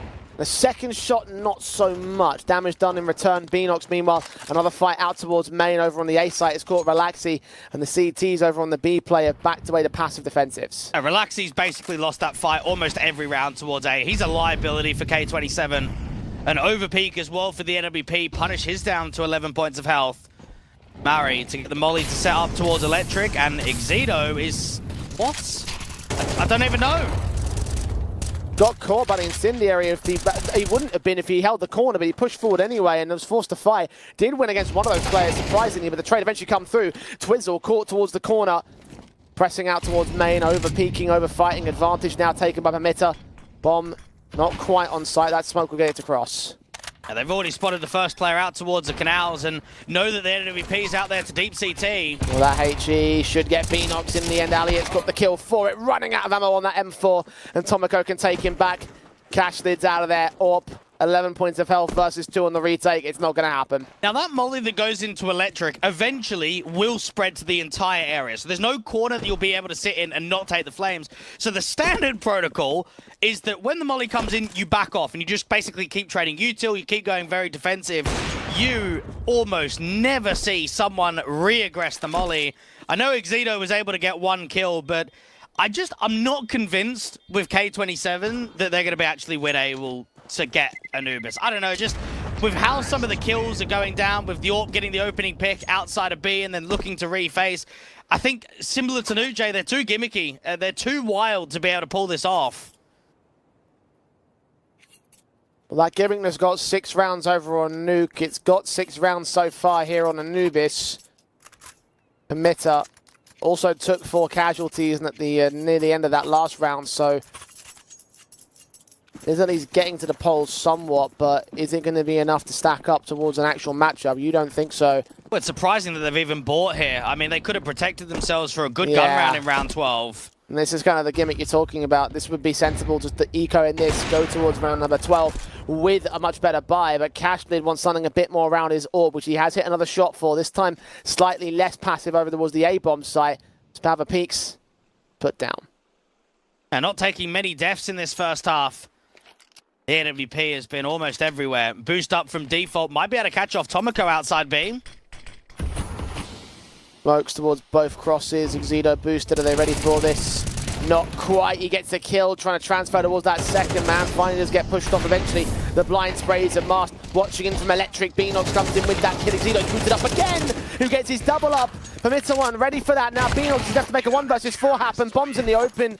And the gimmicks from K27 keep coming forward, but they are making success happen for it. They've got the CT half. And the double boost is just crazy, right? As soon as that boost is detected, normally fall back, play deep temple, play deep CT, spam the smokes, give the respect to the plant.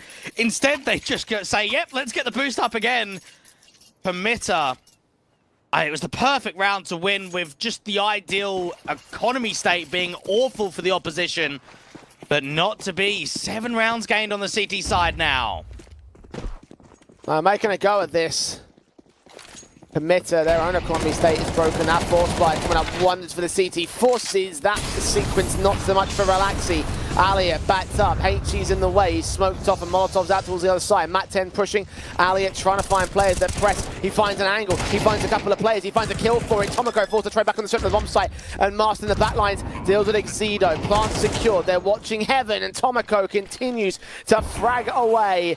2 kills to his name on this round, looking for the triple. Cashlid inside of that smoke will dive down to the bomb site. He was just heard, a shot rings out. Tomoko actually gets caught dropping into the man, and Cashlid's incendiary reading the second player ahead of the pillar, forced him out into the open. What a shot that is! And even the triple comes up against Mast. Once again, heroics from individuals as K27 take 1 more to close the half. Well, Tomoko has just full trolled that round. I don't know what he's doing there. He's in the heaven smoke and he knows the Cashlid is dropped towards default. Just wait for the smoke to clear and you've got a free kill. Why would you drop default there?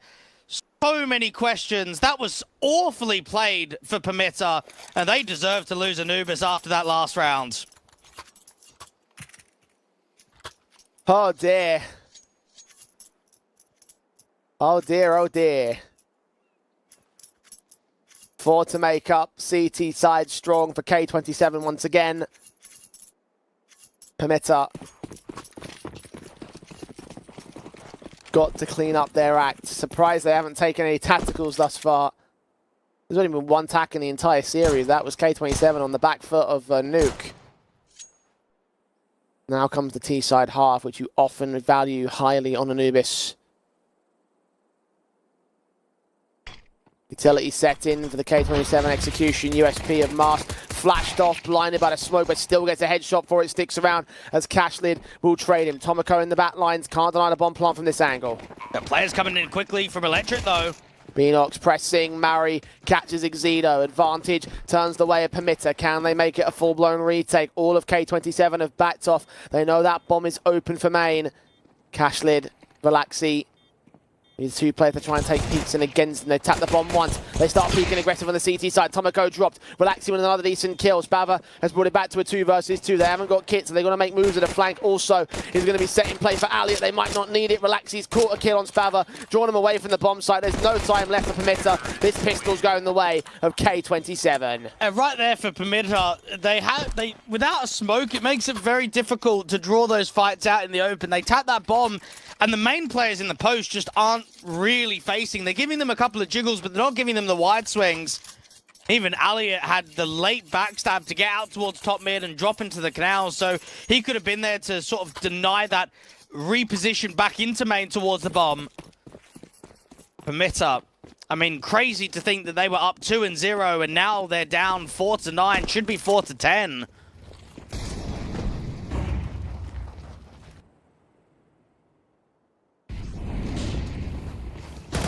Pistol basis, they're burning in these Molotovs already. Mac 10 may be able to farm up a lot of cash here. Twizzle certainly has scored a couple of those picks. All 5 alive for the T side. K27 now only 3 rounds away from taking us to a 3rd map. Permitter have this gun by to try and stop that. And you can say what you want about a gimmicky play style and the wildness. Every team has got their own way of playing and their own way to find success, to find wins, and to get victories in tournaments like this. And for K27, if they need to be very random, if they need to boost up twice and be extremely unorthodox, well, that's what it's going to have to be. 10-4 up, getting extremely close to closing now on Anubis. HG is already against Relaxi. Smokes, Maori going to try and hold up against them at point blank, but none of those bullets connect. Beanox on site gets 2 more as Elliot's flank is left uncontested by Tomoko. He thinks he might not even have snuck through that smoke. And Cashlid, meanwhile, waiting for a wraparound. Master's going to get caught for it. Dead to rights, down to 2 for Permitter. Bomb site secured, plant held together. Tomoko trying to make his move. Spava trying to support him. Tomoko again steps up massively. He's got his 2. He needs 1 more. Flash in. HG rather against Cashlid. It's not enough to get the kill, but the face from both players will do so. And Tomoko will make amends for that last round of the half, for the last half, and get the first round of this half for his team. Yeah, I was going to say exactly that. Redemption. It's a very good retake from him. Individually, though, I think Permitter are letting themselves down. I mean, Mari, close behind the smoke, not being blinded. You need to be getting at least 1, probably 2 kills, and he just gets nothing there. Beanox tries to recover it for as much as possible with that quick repositioning with the multi-frag, but Tomoko had to bring the muscle to get that round over. And K27 are still going to have another good buy round. Let's see if this is the one that breaks the bank of the polls.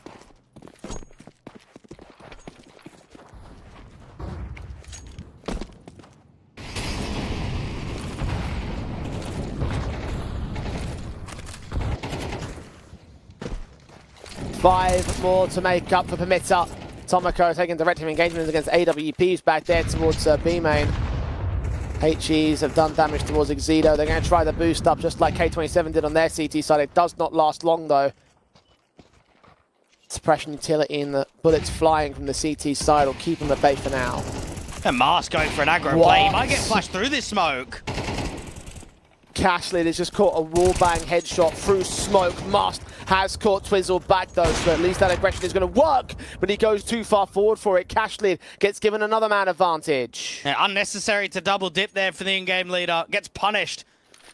Now 2 on B towards Electric. Could this be the setup? They only know about 1 in Electric. They don't know about Beanox. He's repositioned towards the bomb site though. 45 on the clock. T-side just walking in dry and nothing to indicate it. The adjustment of that crosshair doesn't come through, and Spava can turn back another decent kill. He's trying to keep control, but he needs backup desperately. He's low HP, so are the rest of K27. The AWP is watching. The bomb is picked up by Alia. He'll cross successfully, plant safe. Cashlid's AWP is watching for Spava to make his move out. The flashbang might send him blind, and indeed he takes a pop shot and backs away. And they actually push through that smoke to take deeper CT and watch out for Temple. Now there's a backstab going on from main, and Murray does have a smoke to put onto the bomb. Leans in, he wants to kill first. Or watching shot to connect. That smoke is gone. Spav has now got to take the directive fight. Does see one at the edge of the smoke and look back in for the AWPer. Trying to bait in the shot, but Cashlid holds his nerve, holds the Quadra down for K27 to stack up 11. I'll tell you, Cashlid has had an unreal map. He had the 1v3 to close out first half. He is 21-6, and the majority of the kills have been with the AWP. It hasn't been with sort of the AK and on the eco. He's actually done a lot of goodness for K27. Definitely an MVP performance to try and push Anubis over the line. Emitter now just down into a 4-spy that looks incredibly weak. Yeah, Cashlid has been the ultimate difference maker here for K27. Emitter has suffered to him. They've suffered to this CT side, and the T side has just been the icing on the cake for it. We're looking at 12-5 with the current state of affairs. One pick found against Maori. And no real recovery room for Emitter, no real breathing room in this map up, and it has been a very disappointing showing from the polls, I have to say here. Yeah, I'd agree with you on that one. Anubis in the last 3 months has featured, 15 times played, 6 wins, 9 losses. You typically look at guys like Spabba, maybe even your Beanox to have some heavy fragging ability, and instead it's been quiet. Elliott waiting for mid-aggression. The Poles trying to see if they can just find a kill and a response somewhere on the map. I know that 6 wins, 9 losses doesn't indicate a positive percentage win rate, but they are against some of those tier 2 teams that we see so frequently in these cups. Certainly more experienced than K27. That's why we gave Emitter the 2-0 affair in this series, but evidently there's something more about this gimmicky style. Call it fluky, call it gimmicky, whatever you want to call it, it's working. It's working well, overwhelming the CT side here. All 5 down, only 1 pick taken back for it. And it is map point K27. The issue I have is it going to work for Mirage? I mean, we can pretty much write Anubis off, but we spoke about it when we were talking about the veto. In terms of the picks that it could have been for Emitter, it was basically Mirage, Ancient, or Nuke. So 2 of their best 3 maps in the pool are coming through as map 1 and map 3 of this best of 3. Can K27 cause an upset? Well, they'll need to close right now. They'll need to make sure that this is a 13-5 scoreline and make it very uncomfortable for the Poles.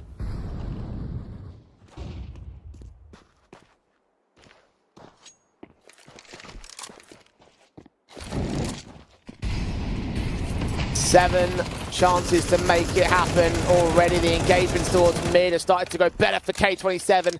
Murray may have had the jump on him, but Elliott's got the pick. A Twizzle playing anti-flash outside B, and the AWP is waiting for that aggression. Turned into a bit of a gamble. 3 on B with just a single mid-spotter. Timing for the MP9. Oh, just about gets the kill at long range. Laxi does get caught off guard. That's something, but they recognize now that A side has to be completely opened up here for the T side line. So Exito caught by Spava. Bomb now on site, back up there to cut rotations in the backlines. Tomoko trying to play the close range fights, and he will catch Exito back. He's been one of the star performers in this series for the Emitter side. Can he make a difference right here? He stands to attention, gets 2, trying to isolate that 3rd man. A mid shot from Cashlid has given an opportunity as that gap in the smoke is opened up. The SMG starts closing the gap. Beanox gets Cash to fall, and Alia is in a 1 versus 2 here. Galil out, spotted and sprayed. Tomoko with a 3K, and Emitter trying to stay alive. Exito actually had the play, just with the knowledge of only spotting 1 on B to try and run out on A, take that space, beat the rotation, did extremely well to get the bricks player. It's just that they couldn't trade Tomoko. Now, he was playing around the util, he was making it very uncomfortable for him to get traded just because of the lack of vision overall. A good round there from Emitter, but let's see what the pace is going to be like in the next, because you've even got a Mac 10 for Elliott where he's got a lot of cash to work with. Generally a broken buy across the board here for K27. Scout from Cashlid being the key one to isolate. Obviously one of the key weapons that K27 have benefited the most from.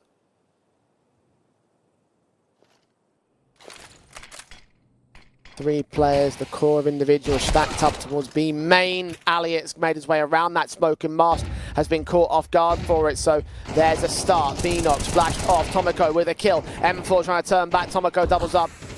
Unfortunately, the faster pace unable to come together here for the T-side line. A 2 versus 3, they do trade one back, but permit to know everything. And Tomoko is actually trying to just make this workable, isn't he? We're having a lot of high-impact rounds from him. Relaxi's been able to walk out to jail on the timing. The player towards CT is going to get the trade. This actually is a 1v1 somehow. I mean, the pushes through the smokes have just been catching Permitter off guard every single time. They weren't expecting the Mat 10 to make his way forward. They weren't expecting that player to push towards main. Relaxi with Cashley have turned this situation around. Spava knows that there's only really one avenue of attack for this scout, though. Got to pick up that bomb on the center of the bomb site. Shots on. Doesn't connect from the scout. It does connect for the AWP, though. Permitter keep control. And let's think realistically how many rounds can get gained. I mean, they might be able to get close to double digits. Round 20 should be a bit of a freebie. It will be a very light eco if anything is invested. So they'll at least get to 8, win the next gun round, get up to 10. I think I just want to see more players get involved outside of Tomoko. I think we need just that second player to start reaping the rewards of individual impact. Even though Spava's gotten beaten on numbers, I do think the impact certainly favours Tomoko at the moment. Fast plays out of these eco pistols, and Mari's going to have to be the man to do the heavy lifting on the initial site defensive. M4 sprayed through, doing damage to one, a kill on the second, eventually overwhelmed with a firing squad. Beanox comes up with 2 kills of his own right, and so this eco becomes no further threat here for K27. And that was well played from Murray. Again, when you're an A-site anchor and you know that it's a light eco, play very defensive. You hear the footsteps, you flash in front of main, you instantly reposition, and he knows that rotates are going to come in quickly. So keep fighting. Your camera players are going to come in soon. There's going to be no way that they can threaten that round. No way they're going to get a bomb down. So an easy 8th comes through from the poles. Cashlid. I'm watching out for him and Exito because both of those two guys have been so high with impacts that you kind of look at those two and say, okay, get us an opening pick. Make a round difference play. 24 kills and 23 kills. Mental stuff on those two individuals, and Permitter have been battered and beaten by them. Exito, initial prods just seen by Mars. Incendiary blocks them, keeps them away from Electric.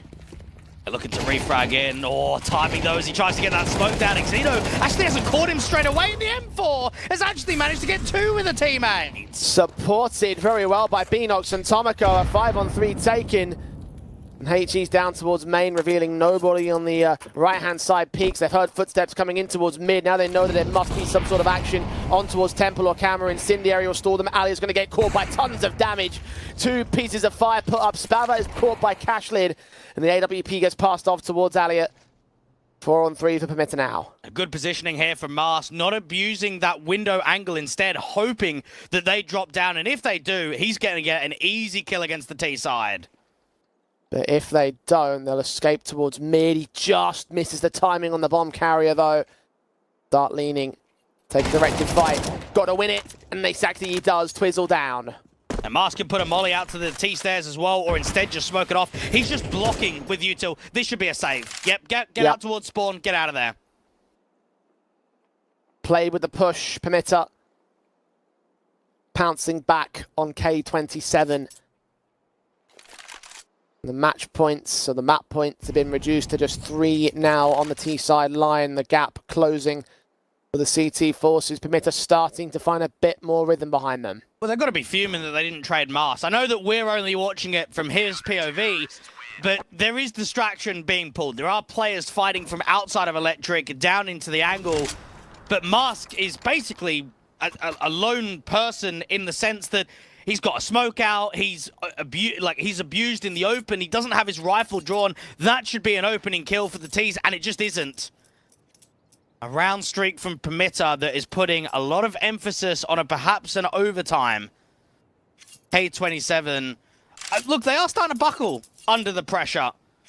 They just need to relieve themselves by allowing, what, a 13-10, a 13-11, whatever it is, just don't go to overtime, because that's where you give all the advantage back to Permitter.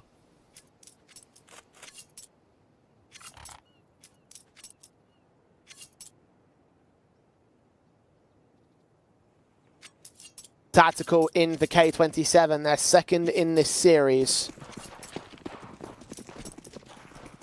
Pamita. Come back on the climb back. Slowly but surely trying to return. Baba. Watching, waiting, kicks in. Shot to connect for the CT side. Cashlid starting to get accounted for here on the CT side. Hey, surely he's going to start getting tilted. The man that was 21-6 is now 25-10. He's being punished. He's being shut down. He's being taken out of the rounds early. You've got Relaxi with all of A main, but an opening casualty once more for the T side is just adding pressure. Mario's going to reposition. Beanox will vacate the mid presence. They might consider a push forward. They've got utility coming in towards that water position, particularly on towards main. So Beanox is going to try and take it. Got to win this one fight on the corner, and he gets it as well.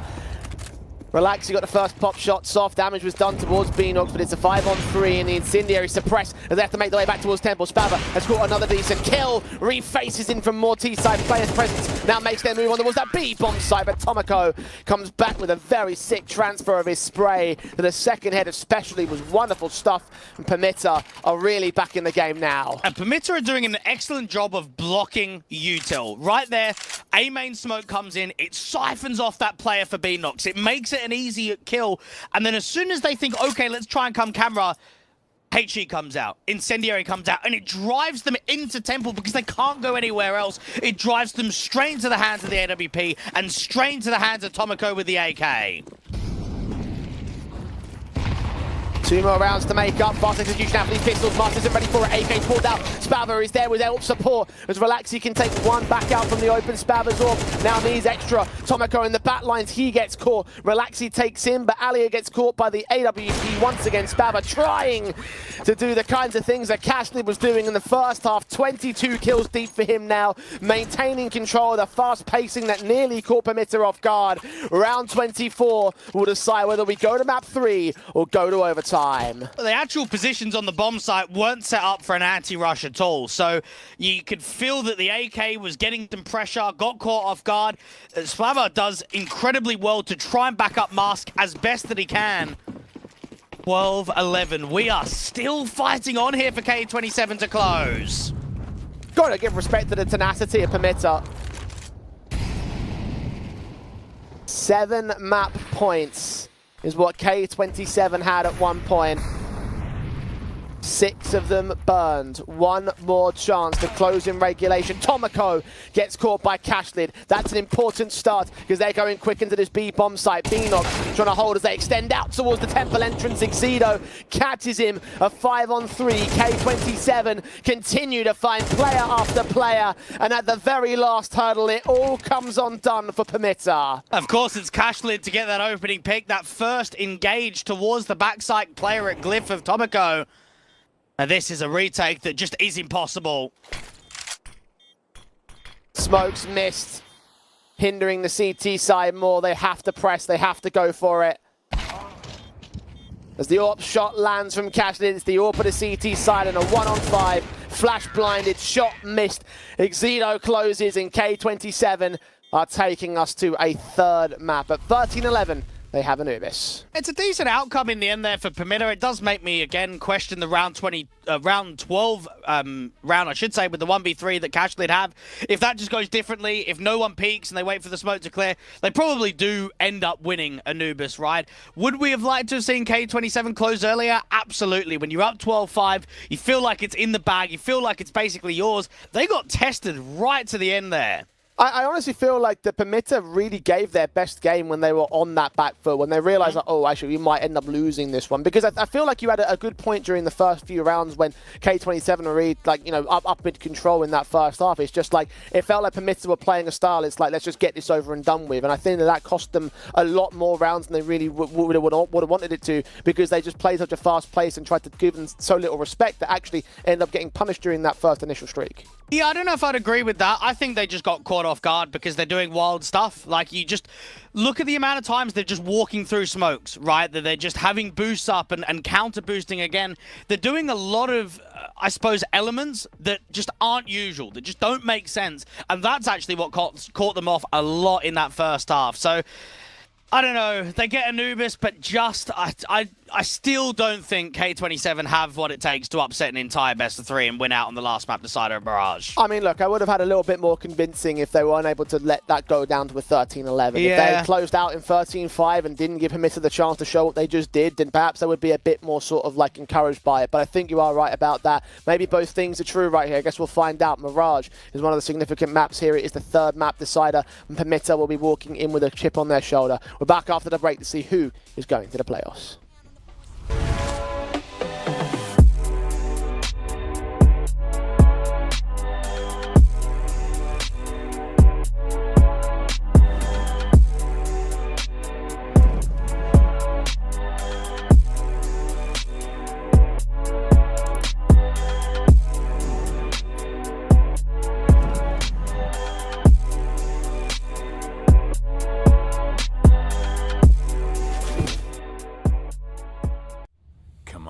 It's almost yours.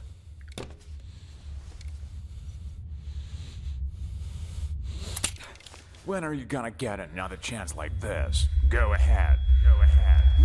Why are you slowing down? You almost got him. Come on. Whoa, whoa, whoa, whoa. What's going on here? So, this is what you decided to do to me, to all of us, for pixels?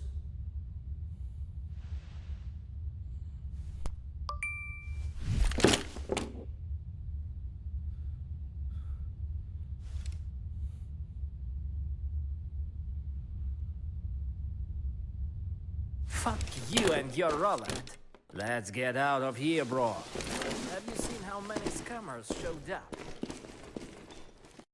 The city is up in the madness. The people is giving the damage. They turn into animal savage. So rhinos and hippos and mammoths. The hero was coming, I'm locked in. You know that I'm winning, I'm top 10. You know that I came from the dog pen. You wanted to get it, you dropped dead. The rebel who came from the bottom. My enemies know that I got it. I'm planting my seeds and gardens. Then watching them sprout and harvest. The greatest was always in my plans. Battle the kid is white flags. Not on my level where I stand.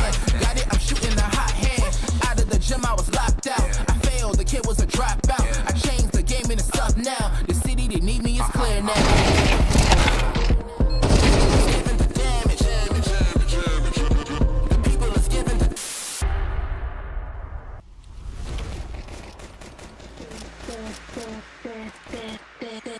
Kiss like this.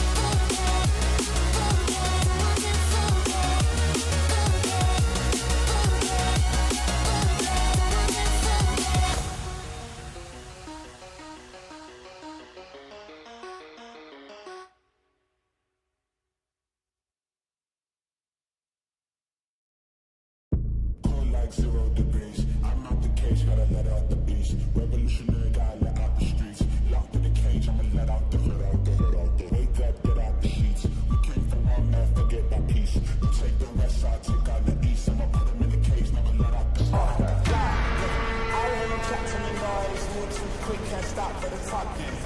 I hear him chat with the boys, man's so tough, but man's keep walking. Just too sharp with the boys, white girls gotta tell me I'm awesome, yeah. Hot like fire on the pan. If you wanna touch me, please use caution, caution, caution, caution, caution, caution, caution, caution, caution, caution, caution, caution, caution, caution, caution,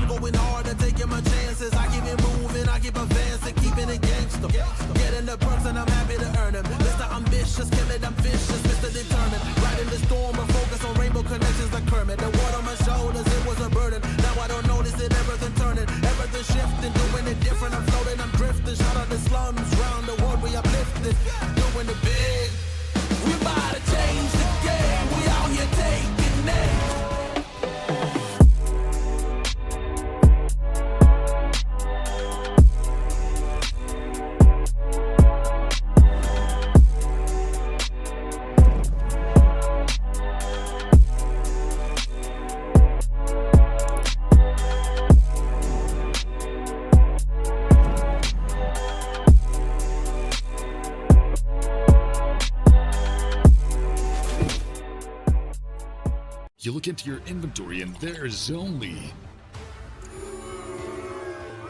It's time to forget about this garbage. Here you will find everything to play with really cool skins. Open top cases. Upgrade dropped skins and turn your junk into a cool gun using the contract system.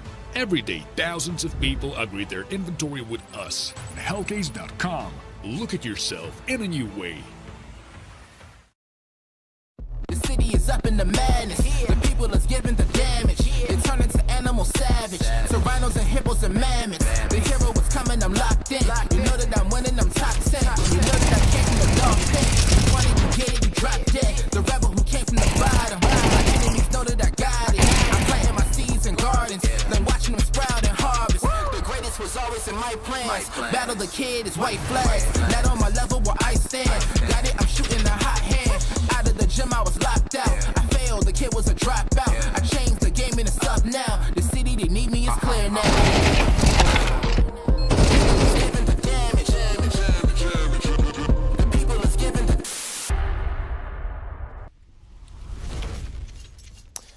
Well, K27's chances all a mirage, or is reality about to set in on Permitter? It's our final map of the day and our final map of Group B. By the end of this one, only one of these two teams will be going forward towards the playoffs. Can Permitter bounce back like they did during that comeback of Anubis? We're about to find out as the pistol goes live. The only way that K27 can win this map is if Cashlid goes off again like he did on map number 2. He was a revelation on the big green. Let's see if that form continues. Tomoko hearing a lot of mid-impact, but not spotting any boost into window just yet. Relaxy set and ready to hold his position, ready for someone to come forward from the jungle angle. I don't know if he's aware of Tomoko, even considering the idea that Tomoko might be up here in ladder. He's checking positions, but neither man can see each other as of yet. This is all about the first contact between Tomoko and the Glock. 3 on B. This is an excellent read for Permitter, because we've even got a fourth player, Tomoko, that can be quick on rotation. Relaxy just caught Tomoko eventually. That headshot is secured, so he's out of effect. Maori can get the kill. We've got a player at jail playing anti-flash. Master in the back lines is just going to draw attention towards himself. They've got that insurance policy. All avenues of attack have been held together. Spava has been caught, but Cashlid and Alia still get some trades together. Relaxy even turns that backstab in against Beanox, and now it's a 1v3 for Maori. He's forced fights on 2 players, but can't get headshots on either. And K27 take the pistol. I actually have no idea how K27 have won that round. Permitter have got the perfect setup. Yeah, I know they lose the ladder player of Tomoko, but 3 on B with an apps play, I mean, that should just be a sitter for Permitter. And the first few kills came quite easily for Murray and for Mars, but then individually they let themselves down. It got quite awkward with some of the jewels, and eventually the sort of mid-insertion on the backstab to market ends up finding 3 for Relaxy. Started coming undone so quick. Good shot by Murray, straight through the smoke on the headshot just before it bloomed. He spotted Alliot and took the kill for it. 4 spies in for Permitter, of course, featuring a scout plus SMGs and upgrade pistols. The SMG of Mark spotting players coming in towards the apartments. Very manic spray, doing damage but not quite getting the kill on Relaxy. Looking for the next man who'll force forward his teammate, eventually overwhelmed Exedo. Down to a 5 versus 3. Keep Permitter still stand off against Twizzle. Takes 1 back. SMG close to Mars. Finally gets overwhelmed. There's a 3 versus 3. But the damage has been done to K27. Oh, the HP bars are so damn low. The bomb is going to get secured. Relaxy needs to make the play in markets. Miss scout shot close. Twizzle turns onto Spava, and Beanox is now alone in the clutch, but just 47 points of health between the 2 players. It doesn't bother Twizzle, though. Here's Galil, still lands his headshot. Quadra in the round for him. If I'm just anyone on Permitter, I'm fuming that we've just lost that round. This is back-to-back rounds now where they've shaped themselves up perfectly. I mean, they had mass numbers on B. They had good crossfires. The MP9s were doing extreme damage from the initial outset. And it's concerning from the outlook that Permitter should have won both of those rounds and instead are going to be 0-3 down at the half. Disastrous moments for the Polish squad.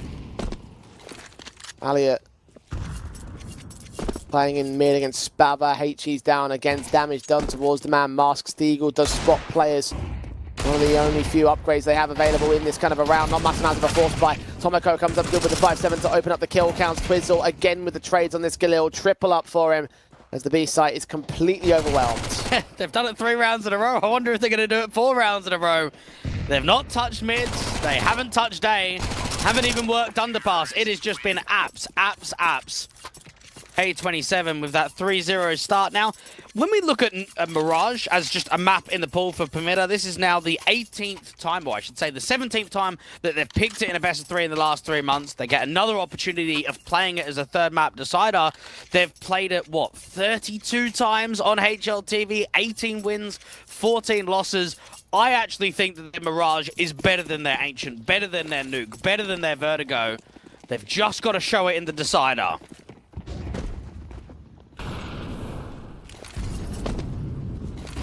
Flashes over. Beanox backing up. Got Twizzle tagged up initially. Damage done to Relaxi. Beanox trying to look for that opening pick. They're just going to spam him down. Everyone's set to an angle towards CT stairs, and they'll take him out eventually. Mari caught one back. Tomoko not expecting a swing to come in so quickly from the T-side line. Eventually they will catch Twizzle going too aggressive, and the AWP will get cashed in the back lines. 4 versus 2 for the retake. That Incendiary is going to force one man into the open. CT players almost getting in the way of each other, but now Alia is left in the 1 versus 4. He's caught that first, trying to isolate each of these individual fights. A second man will not come his way as the Orb claims the round for Permitter. And honestly, the teams like K27 are so annoying to play against in important games, in competitions like we've got here in Hellcup, because we've seen B hit after B hit. We've got into basically the first gun round, and they're just rushing. They're just running. They're holding down W. They are not stopping. They got good damage towards the CT ticket player. Yeah, okay, they let themselves down in the post plant. But Permitter have got to be ready for everything. They've got to be ready for pace in this first half. And maybe that's the reason why K27 are being so close about things, because they recognise the Permitter were caught so far off guard by their gimmicks in the last map. So maybe it's just a case of catching them off guard. Definitely, that's what you got to do. They've rushed down B site so many times. This time Permitter locked and loaded on that A side defense, and you also saw the odds a moment ago from Leon. A lot more faith now in the K27 boys than they have done throughout the course of this entire series. Leading the charge on Mirage. The earlier map that did look impressive for a period. Mario's going to catch the opening kill against Exedo here for round 5 though. The AK of Tomoko trying to press even further. Did prod out a shot, but wants to be careful about not giving away too many fights. And Tomoko is a proper playmaker, and we saw that on Anubis. Beanox respecting that top con smoke, but being very active in mid. Got 2 in connector on the walk-up. Now, when that smoke clears, you've got Mask and Beanox on the crossfire. Incendiary's deep. Relaxi's going to get caught. Swing back towards Beanox. Holds against Alia. Aware of that player making his way forward. It's not just going to be a single-man play. Advantage continues to extend for Permitter. 2 versus 5 now for the K27 players. And I am convinced that if K27 just default in this first half, they're going to lose. They're not going to be able to have what it takes to string enough rounds together. They're going to have to be reliant on the pops. They're going to have to be reliant on some of the walk timings. I think what we'll see quite frequently, similar to this round, is just as soon as an area of the map gets re-smoked, you try and walk through it. You just try and catch players off guard. Unfortunately, that time around, you had a player stairs and you had a player jungle, and they didn't get caught sleeping. Easy round there for Permitter. Not even sweating it in round 5. A bit more like it. Talked up Mirage as being a potential map pick for Permitter. Having it in the 3rd, they've been stunned by the first 3 that K27 have gained, but ever since those guns come back, they've really put the hurt up against their opponents. This is a Permitter side that are awaiting the playoffs in CCT. They beat Space, the new BC game roster with Joel and Prime Taps. They 2-0'd the new 9 roster as well, where their map pick wasn't even competitive. They're currently surviving 1 and 2 down in the main Swiss, or contender stage Swiss, I should say, of the Alyssa Invitational Full. A contender stage 0-1 of Yala Compass. So participating in a lot of higher end tier 2 cups where they're kind of getting officials under their belt against the middle of the pack teams. So right here, their perspective of this kind of tournament is, let's get into the playoffs, let's try and get a top 4, let's try and see if we can get a tournament victory, to be honest. Because with what the level of competition is here in Hellcup, it's not out of the realms of possibility that Permitter could be in a grand final. Obviously, it's one step at a time, and they need to be making sure that they close this final map of the series, but that's probably the expectations and the goals here. I mean, I would stop short of the tournament victory. I mean, they did go out in groups last time. But you got to think about the fact that we've also got 8 invitees coming into the playoffs as well, and those are going to be of the highest caliber of Tier 2 at the very least. So yeah, maybe. I'm going to hold judgment on that one for a little bit, and even then, like just some of the teams that probably could that have already made it out of the groups, like Endpoint obviously beat Permitter during their opening game. Mauser NXT been on a bit of a tear. Sampi also had a Group A as well. There's a number of squads that I think actually could show up a very good game against the likes of Permitter. So, I mean, look, playoffs certainly, maybe quarterfinals would be a hell of an achievement for them. But going towards any further than that, I'm going to hold off on that one for the time being. But so far, so good in terms of this recovery from Permitter. Been down on the back foot. And those Deagles will be out alongside the rest of the 2 rifles that were held in. Of course, Forces once again from K27 has been a case for their entire buy strategy to this series so far. Indeed, it has been. Great angle for Beenox at Firebox to watch out the top contact, and then that's where Mary can swing on. Beenox found his angle, found his kill. Second man going down, nice and effective. Elliot took one with him, but Spava's there to respond towards another teammate. Down to just these rifles once again. Cashlid and Elliot. They do find Mars. Very good peeking towards that short presence, but Tomoko very fast to drop that bomb. K27 have got an AWP to try and get a few more picks, and, well, that's basically it in the round. Very unwinnable here for Clashlead, and, well, can't even make the jump into window. Fight against the triple player, massive off angle, so really difficult shot against Beenox. Permitter add another one to the tally, and I would say the 4 spies were actually quite deadly out on Anubis, but they weren't really that great on Nuke, and I don't buy it that frequently to just have these hero investments where you get really desperate.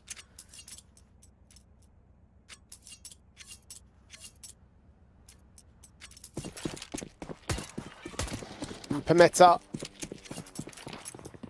even up the ball, will now like to try and look for some control over K27. Already the AWP is struck against the revolver against Cashlid.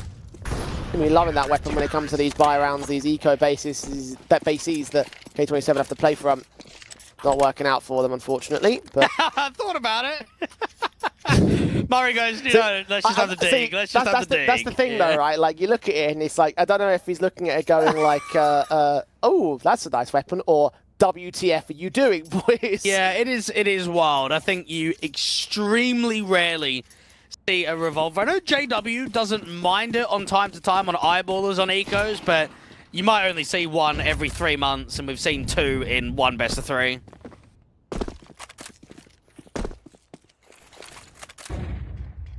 The rifles out for K27, so no need to worry about revolvers or deagles. They're going to try and tuck to the AKs and the AWP to have its impact. Cashlid, only 2 kills deep so far. Yeah, it's difficult T-side AWPing on Mirage, especially when you're not working space. I mean, we are constantly seeing the T-side lose the opening man advantage. Mary and Beenox, they've consistently had this crossfire between stairs and jungle, and it feels as if the Russians aren't able to deal with it. They cannot break that crossfire at the current moment of time. I'll break it up a little bit to get a bit more of an advanced angle for Mary and Con, so it's not going to be so far as to make their way through Con before that execution sort of starts to get stopped. Start to back away instead, though, eventually realizing that there are other avenues that aren't being covered off entirely on the A bomb site. Beenox particularly looking in from near to the window. An engagement against the AWP has done some damage over on that B bomb site. That bomb going to commit outside of the apartments and start to wrap away towards the A play. Well, I don't really know how they can even get the bomb down. They've got no smokes. They've got a couple of mollies and 3 flashes. This is so tough for an exec. And Exito is going to be caught on that info play from Beenox. I actually don't even think they're going to be able to get out of A main here. Flashes and mollies, HE sent towards center of mass. Very nicely done to Ali at 41 HP. Chunky damage done by the nade. And Flashes actually do catch those players off in connector, but they don't quite go down here. The engagements can't get found. Twizzle has lined up 2, and Tomoko, oh, his burst fire sequence is sick once again. And the HE from Mari is the last thing to top it all off. Permitter, take 5. And similar to the conversation that I was having on Nuke of just saying, yeah, this is done. I mean, you're trying to exec A without any smokes. I mean, come on. Like, yeah. The only way you can win that round is if individually you get yourself out of trouble. And I think for a moment, it looked like there may have just been a bit of that element of surprise out from Palace. But fundamentally, these guys look extremely poor on Mirage. The trading isn't there. The space isn't there. They just tactically are getting outclassed right now. And they are having an extremely tough time to even keep this competitive. It comes back to the thing we were saying throughout the course of this series and at the very start of it. The key maps for Permitter are maps 1 and 3. 2 potential map picks for Permitter, both coming in this series. And when we said it would be a long shot for Anubis to come together for K27, they still managed to make it work. But in Permitter's home territories, it just feels like such confidence oozing from them, and the contrast is the complete opposite. Yes, you're right about K27 trying to get their individuals going. Twizzle right now is the man leading the charge, and he was the guy that got that sequence in that lineup that almost brought it back for them. But Tomoko responding with such a great set of individual fights, and Twizzle's put down first and foremost. Brought into the hero AK, trying to press towards mid, overwhelmed by the numbers game. Bedox with an easy lineup towards the ramp players, and they've invested so heavily into this round, and they've just got nothing. I still don't even think they'll be able to get the bomb down. Yeah, it might be a half buy for the other players, but there was a hero AK in play, and without the cash amounts, then they're not going to get much out of it. Tomoko closing a quick burst onto Cashlid. No further deagle shots on Beanox or Co. Speaking of the man, he gets himself up to 10 kills off the back of that round, so top of the board for Permitter. Permitter top the board at 6-3. Cannot lose the half. The buy state for K27 will feature 2 Galils, and actually an AK comes in from Aliot as he refunds and goes back to the better firepower. But you can see a maximum of 3 pieces of utility per player. Twizzle worse off for it. K27. Utility troubles have cost them so much so far. Quick in towards his mid-presence. Beanox backed up behind that smoke. He's going to wait. The T's back away with the flashbang sent in by the CT forces. Incendiaries will keep him away from Stack. And Tomoko holds his angle. There's so much space being taken here from Permitter. Breaking over that smoke, seeing both of them. Good shot there for Tomoko. Now, there seems to be a bit of a walkout to A main on that contact. 4-on-4 found. Mari's looking a little bit exposed here. The walkouts will try and take space. Utility yet to be seen. Mari swings, catches a man with his back turned, but now he's revealed. And there's an AWP and an AK that can try to convert against him. He's popped up to spot Exedo, but it's wallbang sprays from a better. A double up found. The unscope of Cashlid swung upon at the perfect timing. Mari has just decimated that A attack. Relaxi has got nothing left in this round. And just even in that round, Jay, I'm asking myself, what are they even doing? They've got 2 players in top mid. They've got a walkout on A. If you've got a walk, you need to keep going off of that. You've got to keep walking pallets. You've got to keep walking ramp. And instead, the rifles, clearing out Sandwich? Where is everybody else? No one's moved. No one else is doing anything. So, yeah. Permitter having a field day, and they can look at this and say, yeah, let's just pound them. Let's just win 13-3, get this over and done with. And what we often see by the weaker teams and the open qual teams is they're a bit of a one-trick pony in which they might be good on sort of 1 or 2 maps, and that's it. Now, in my eyes, Anubis and Inferno have been very strong for K27. Everything else in the pool is going to be weak. Every other map they're going to get challenged on. We didn't get Inferno out. You mentioned it as the primary ban, so that's out off the table from the word go. And what we end up having is 2 strong maps of Permitter, and very evidently a strong map in the 3rd one here of this series. It might have been disappointing for Anubis, but they are making amends in troves. One of the dominants and saying, do you know what, lads, enough is enough. Let's just close this one down quickly. Let's not go over zealous. Let's not get over complacent. Let's just lock in these rounds, make it look simple. And K27 don't do themselves any favors. Another hero rifle for Relaxi. He can't find anything off initial contact. It's Exedo to fall. And they're doing it constantly on the eco because they are getting extremely desperate now. Boost up into window has actually exploited a pretty good timing. So that AK might be able to work with some space towards the murder hole and out to CT. Relaxi does find his pick. Aliot catches Mari off guard. Tomoko bounces back with 2 very simple picks. And even a 3rd kill were almost available towards him. Aliot tagged to 5 points of health. Ultimately wins out the fight to a 2 versus 2. And that bomb tries to commit towards the site. The backstab's coming in from Mask Spava. Happy to fall away. And this is good repositioning for the AWP. Play defensive. Wait for the timing. The bomb is taking forever to get planted for the T's. Well, let it go down for Permitter. The retake looks simple enough, especially as Mars sees both players. Burst fire easy on Alliot. Twizzle picks up that AK, trying to turn 180 on the second man. He will get Spava, at least take a majority of players out, but expense at this stage of the half is really not going to matter at all towards the CT forces. They'll keep the AK in. Permitter will win the round. And the scoreline just grows to an 8-3. Last in the half for K27. They're going towards number 4. Permitter want number 9. And it's difficult to judge K27's map pool, but let's think about the veto. They had the option between going to Vertigo and going from Mirage. Now, I would say Permitter actually haven't been playing a huge amount of Vertigo since the new change of the whole elevators shift. In my eyes, why would you play them on their best map in the pool and not kind of risk it on Vertigo? 3-0 to 3-8. K27 have just been absolutely pumped on this decider. We're seeing triple orbs coming in from Permitter. They've got extra rifles to swap out to if needs be. Set pieces about to come inbound towards this A bomb site. Smokes coming up to connect the jungle and stairs. Molotov sent in towards Sandwich. The orb misses its shot from Beanox. Dives back out towards CT. Spawn still finds an angle on Relaxi and takes the kill for it. Through the wall bang.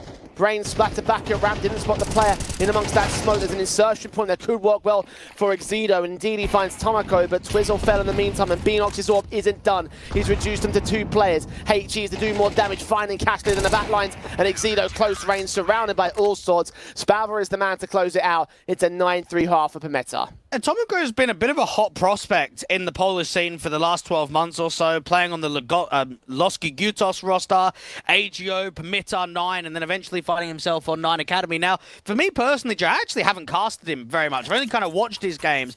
Now, from what I've seen, I know this is just playing K27, but he has looked incredibly impressive in all maps of the series. We've got some really good info play timings from him. I think he reads the game incredibly well. He generates a lot of impact and multi-frags.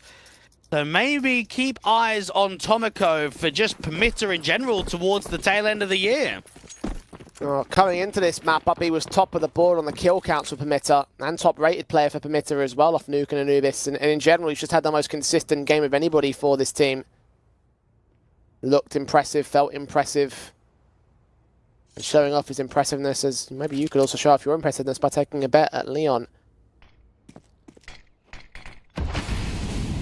K27 going in for the defensive line of this pistol basis. The fake is good from Permitter, though. You're right about this. They hear footsteps, they hear shots ringing out. Twizzle getting caught for damage. They can only see so much of this presence, though. They're keeping themselves hidden. Meanwhile, the actual execution does come into the fold. Beanox is committed towards the bomb site, though. He has to turn this into a backstab, and Relaxi's backstab takes him out. It's a 5 versus 3. K27 quick to the mark. They find a couple of players, but Tomoko again steps up massively. 2 picks to make it plausible. Twizzle is so low. Mari's got to focus on that short presence because the player inbound. Tomoko gets close. Twizzle takes back one. Relaxi closes against Tomoko. And an all-important pistol win goes the way of the CT side. Well, it's a decent effort for Permitter. Anytime on a pistol especially, you're trying to fake one bomb site to hit the other, you need 2 things. You need enough distraction to force over rotations, and you also need to get a certain amount of damage. You need to be able to maybe go 1 for 1 each, so you at least keep the numbers in favor. Both of the A players got nothing. Now, Mars was waiting for that reload in from jungle and still couldn't quite catch the timing, and then Beanox gets dropped as well from the backstab and flank on A. So it put a lot of pressure on the B players to kind of fight in that 3v5. They go aggressive into market. It's only Tomoko to make damage happen. But a bomb plant and a few kills, they're going to look to try and force buy and reset K27 straight away. They did tons of damage, and we're given the circumstances right here with that bomb plant bonus, it could very easily turn into a 13-4 from here. That is what they're looking for. That is the kind of thing that they are aiming to achieve.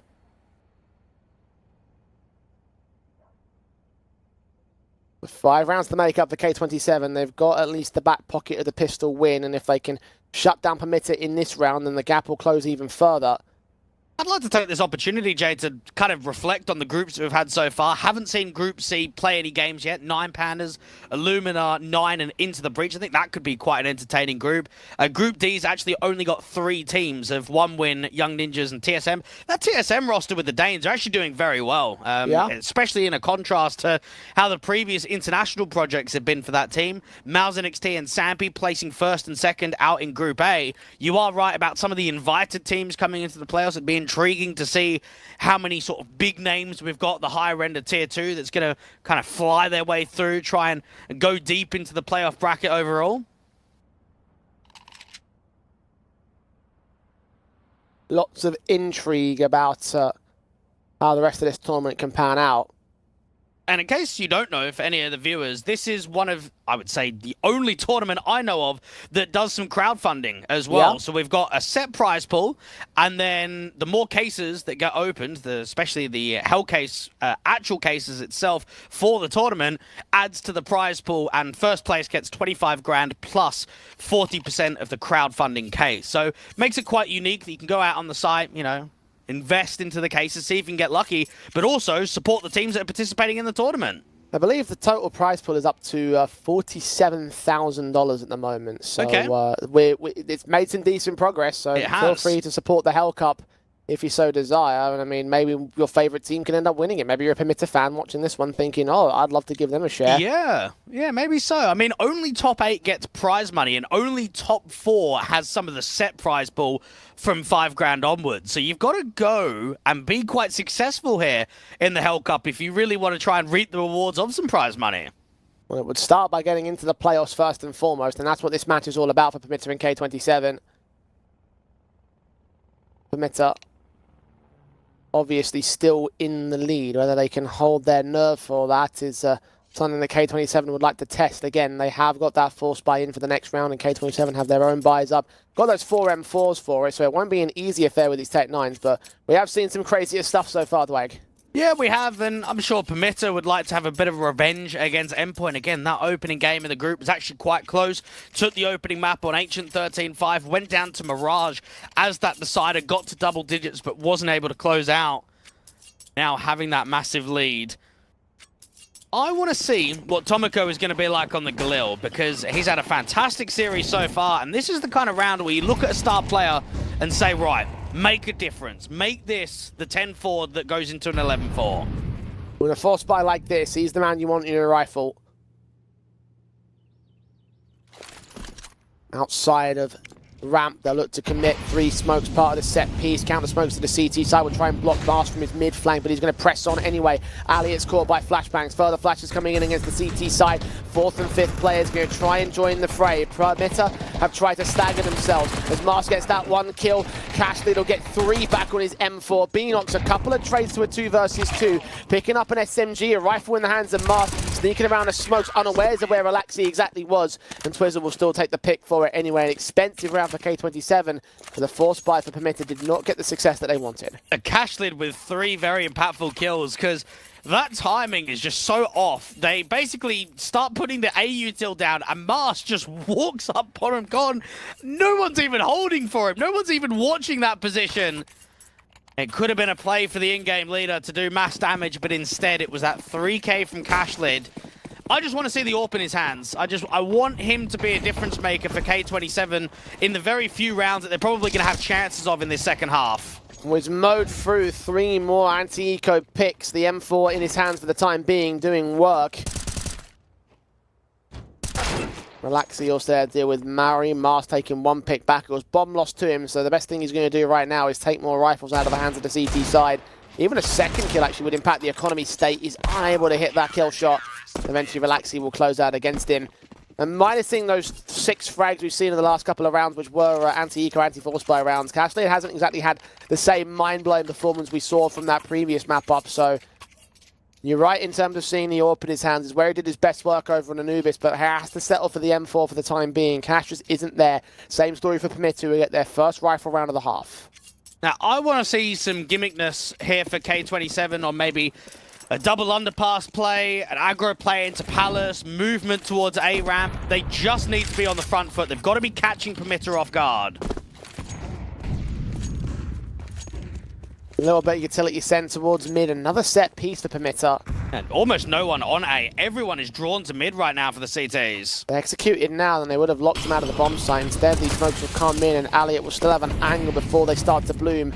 Connect the jungle and stairs smokes. A deeper smoke towards CT for the CT side. Twizzle trying to engage against one. Did find him, calling out information for Cash. Did the blind spray onto Beanox. So once again, the man is set up to have impact. Elliot dives in towards Sandwich, but just does the damage towards Mari. Unable to stabilize the killing blow again. And Tomoko will find Exito. Twizzle and Cash chiming back. 3-on-2. And Spava spams up Twizzle. Looks back in against Casted. Master's got to do it all in his lonesome. Known in the open. Fights on one. Unawares at a second. Relaxes there for the closing blow. And K27 on CT side are trying to give a good go at this comeback. You just have an expectation of that round of basically what is going to come for K27. They have an opening kill, and then they just dive into Sandwich. It's a bit of a whiff. It's a shame that it's not a kill. And then there's just a walk through that lurk smoke at CT.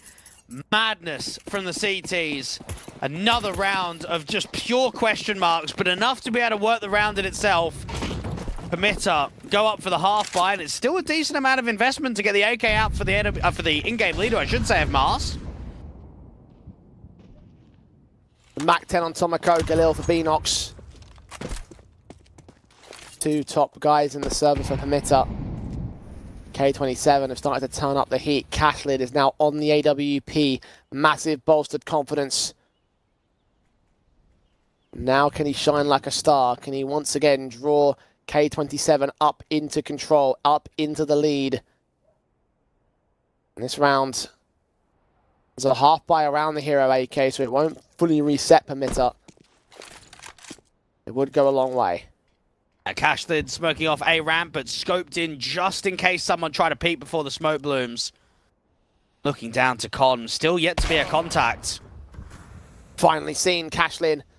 Top of ticket booth, Beanox gets caught and doubles up as he looks back towards Connector, catching Mars through that smoke. A 5-on-3 game, K27 now just overwhelming this T-side line. Exito with a triple, all 5 alive for K27 now. It's a good anti-half buy round for K27. I mean, it's that timing. I actually think Beanox has probably made the right play. You know that the AWPer is out there somewhere towards ticket. He smoked off A main. You just try and hope if you can catch that timing. See if you can walk on the edge of that smoke, catch him off, and instead he's being watched. Bitter now with a good gun round. They've got the AWP out. They've got AKs across the board. They've only got the single Galil down on Mars because he went in for the hero in the last round. Exito waiting for first contact towards top mid, but the spam does not deal with anyone because they're not aggressive.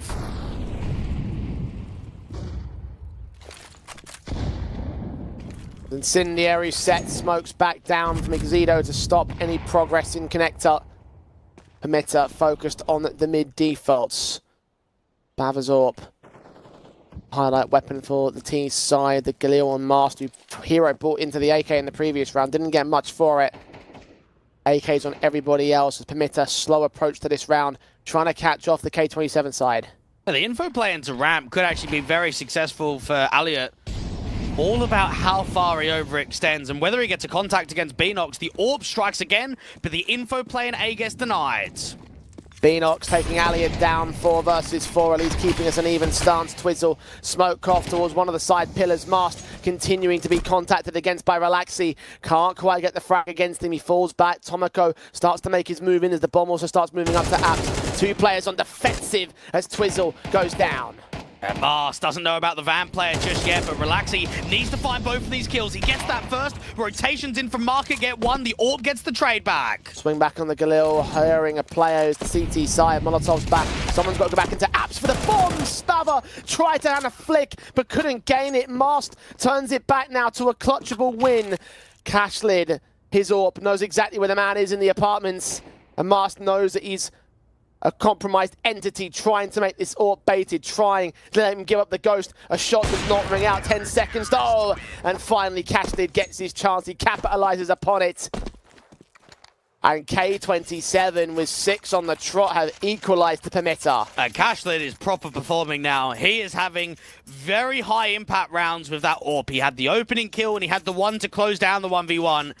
And for Permitter, I would say fundamentally, they're doing a lot right. They caught off the info at A main, it allowed a 4v4, they're walking up short.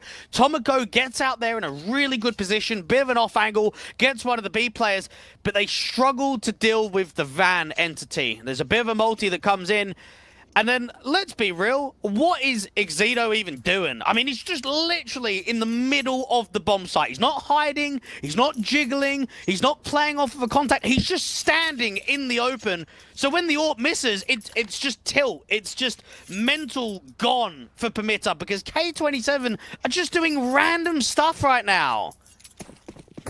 It's that gimmick again. Come back to bite Permitter every single time. AWP set on cash lid. HG's down. Elliot backed up towards CT spawn. Got Relaxy as well. Set into the firebox. Smoke start coming down as they attempt to go for an execution. Only towards jungle. Connectors completely opened up. They have to take fights against Exito, who finds the kill. Tomoko turns it back. Elliot looking for his avenue into the bomb site. Still got players close here at firebox. Relaxy unaccounted for. Tomoko is going to plant inside that smoke, but a Tech9 and a Beanox finds him and turns back the man advantage for Permitter here. Excellent protection there from Beanox. That was the round playing moment there for Relaxy to deny the bomb. 6 HP for Beanox though, needs support of his teammates, and Spava has dropped to Alia, a 3-on-3. Beanox, he is so exposed here. Smoke on the bomb. He's going to wait. He's going to have to capitalize against the bomb diffuser or find a player with utility in hand. A double found his HP bars. Twizzle tries to turn it back. A 1v1, and Tomoko, he knows where he is in the smoke. The sprays come through. The damage gets done, and Permitter barely scrape back the lead. Tomoko can be rewarded in that 1v1, but all of the credit in the world goes towards Beanox. The protection against the planter, the M4 to continue to put damage down from the triple box, to continue the spray, to end up with 3. Excellent. And that's the first round for Permitter in the second half. That's wild to think. 9-3 half and went 9-9. And as soon as it's a tied up scoreline, that's when the Poles get there first. K27 have closed the gap in the meantime though. Permitter have at least regained rifles. Look at the SMGs for K27. The buy certainly favours the T's here. Exito moving into a rotation. Something's been called. Someone got spooked. And Master Mary are proving why they got spooked. Straight kills in. Confidence return for the Poles. And the CTs have to back off and save. They have no money in the bank. It's really good util towards Con, but come on, Jay. Mask cannot walk top mid towards ladder and almost into short with no vision against. It cannot happen. If you're the ladder player, you're thinking, quick, let's get that rotation out. It's going to be the apps pop. I'll try and see if I can set up that crossfire. And then all of a sudden, there's a rifler. Fundamentally, I mean, that round is just poor. It's just awful for K27.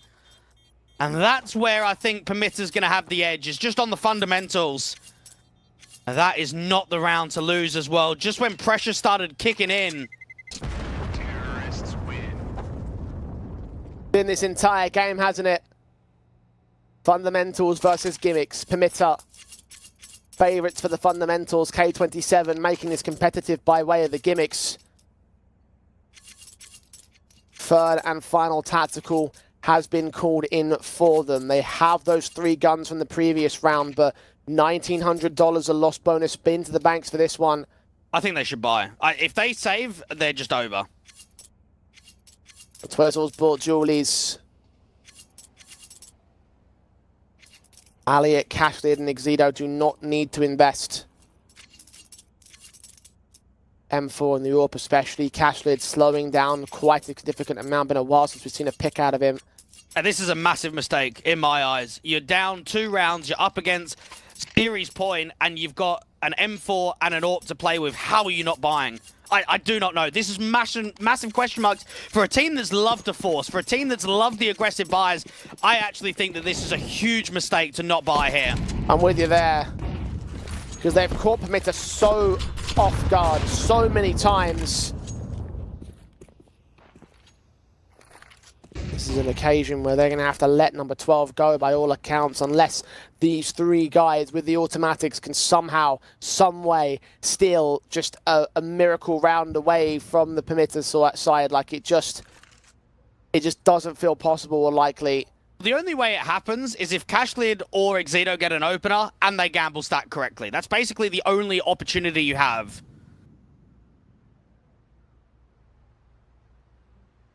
Careful approaches continue for Permitter. Holding their angles, bomb yet to commit outside of the apartments they hold. Cashlid's AWP posted towards Apps, needs to come up with potentially these 2 kills to really turn it up, and almost certainly these 2 kills, because now he's being left as the lone man here on the B site. Catches Mast, there's a start. And there's a gamble stack towards A. This could actually get quite threatening for Permitter. They're going in towards it. Tomiko caught off by Elliot, not ready for him to be over at the competition. A 5 versus 3. Awkward sprays and Mari does a lot of damage towards the man, and now the AWP is counter-rotated. Now they've still got 4 players, but Beanog continues to try and force the issue. The adjustment looks up towards the stairs, trying to look for Exita. For the man, spots him, finally gets him. Firebox now becomes a threat. The USP looking for the bomb carrier. May will get himself Beanox as well. Spotted to the back, tapped to the back of the head, but it's not a kill shot. And Cashlid on rotate started this round, cannot end it. The A stack looks so well read from K27, but Permitter just too strong to let themselves fall to it. Well, that's unfortunate for the USP, because you and I, we both know if there's a P250 there, or a 5.7, or just any upgraded pistol, that round is just over. That is a round-winning play. I felt for Exito, though, he played it quite poorly at the stairs. I mean, as soon as he was detected, he needs to keep fighting. He cannot just hide in that area, because he's going to get overexposed by Beanox. They're going to continue to put pressure onto him. It's a decent eco off of the idea that the AWP can get saved and 3 players can drop, but they're going to still hunt him. Cashlid will probably go down. Spav, move in.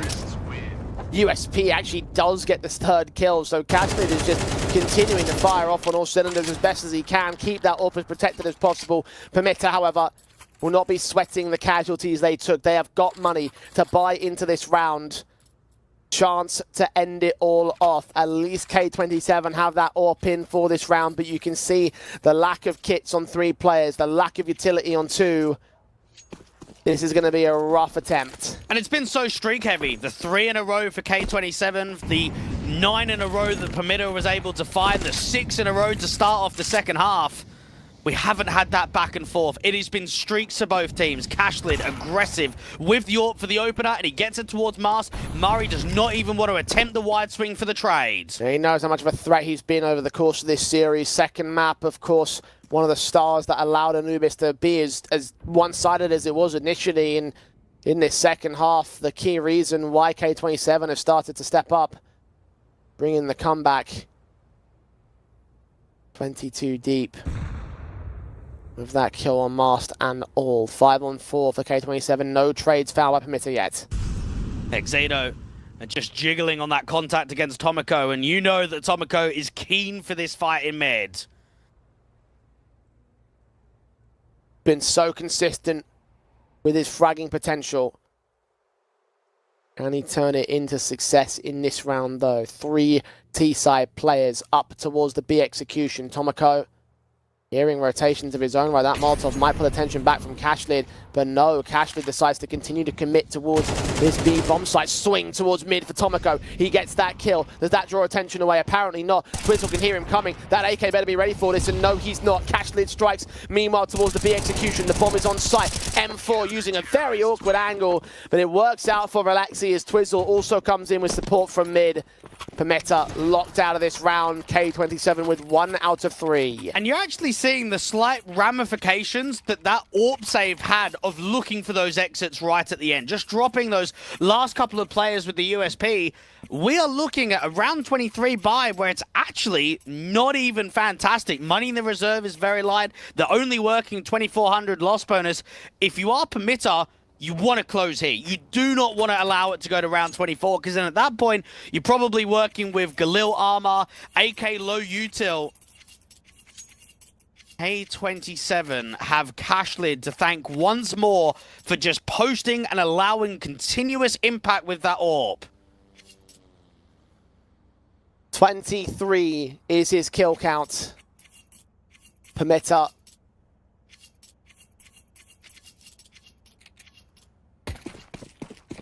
As you mentioned, kind of need this round, else K27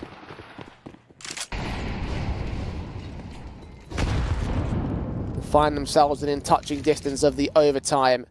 This is the shutdown moment.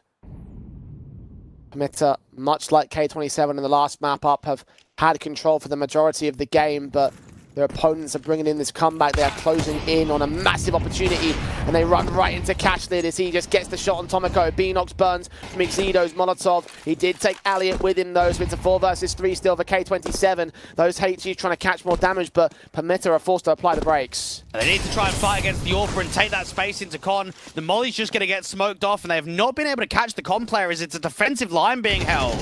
Bavach trying to find an angle. Spray suit for Mary catches Cashlid. Mars took some damage. He's low HP in this 3-on-3. Bats up with the bomb. And the teams back off with him.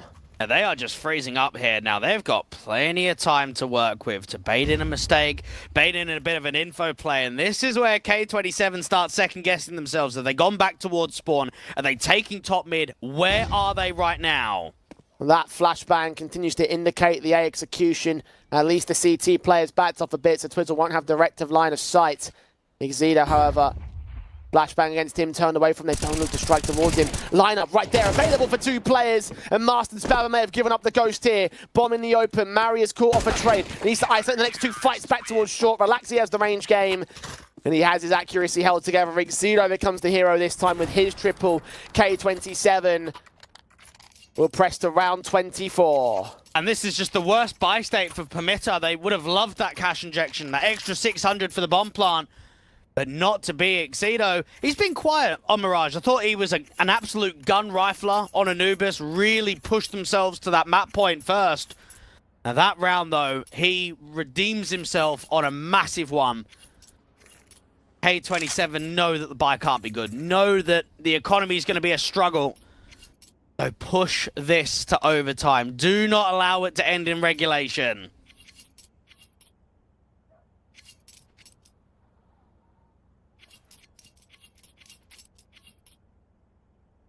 One more round to close the gap for K27. One more round to take this series and take the playoffs with Permitter. But then this has been anything but a clean affair.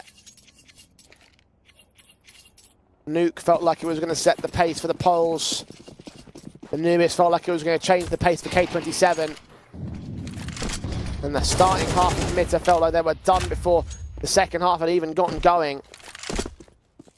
Here on Mirage, this has become a much more competitive affair by K27's tenacity, by Permitter's lack of funds. Galil's on 3, a must-win round, else overtime is calling, and K27 know it. Yeah, they've got a boost-up attempt going into window for the moment. Molly down towards the bottom con area and a HE to come into damage. Murray down to 66, so decent work to start things off. Walk-ups. Zedo just got hurt on his jump face. The player in behind the smoke, not going to be required. Cashed it instead, takes the fight back. Second orb shot misses, but Ali is there towards the ramp entrance to deal with Beanox. The Molotov, or Incendiary rather, aids him in support as he backs away. Tees can't attack, they can't move on the man. Bomb still not committing towards the site. Tomoko has caught a kill, and the backstab on Mars. The AWP has no idea. The taps come forward. He struggles to get the frag, and Cashlid has jumped out of the way, evaded all that damage, and still got the kill. Tomoko now moving in. 2 players are low. Cashlid swings, but the kill comes back. It's a 2v2, and rotations. Backup is on the way. One player in towards short, but they don't know about the Palace individual. But Tomoko's got another kill in the round. Oh, picked up and looking now for Twizzle. No idea of where he is. The Galil still on Spava. As Twizzle starts making his move, can Tomoko land the killing blow? Can he have an ace in the round? You're damn right he can!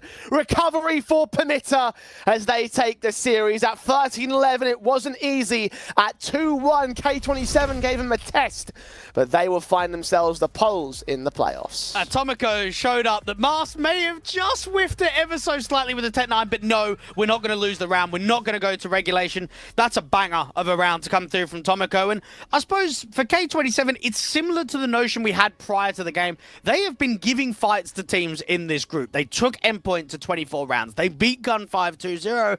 And while I still don't think this team is going to do much at all continuing to play on HLTV, they did threaten this series today.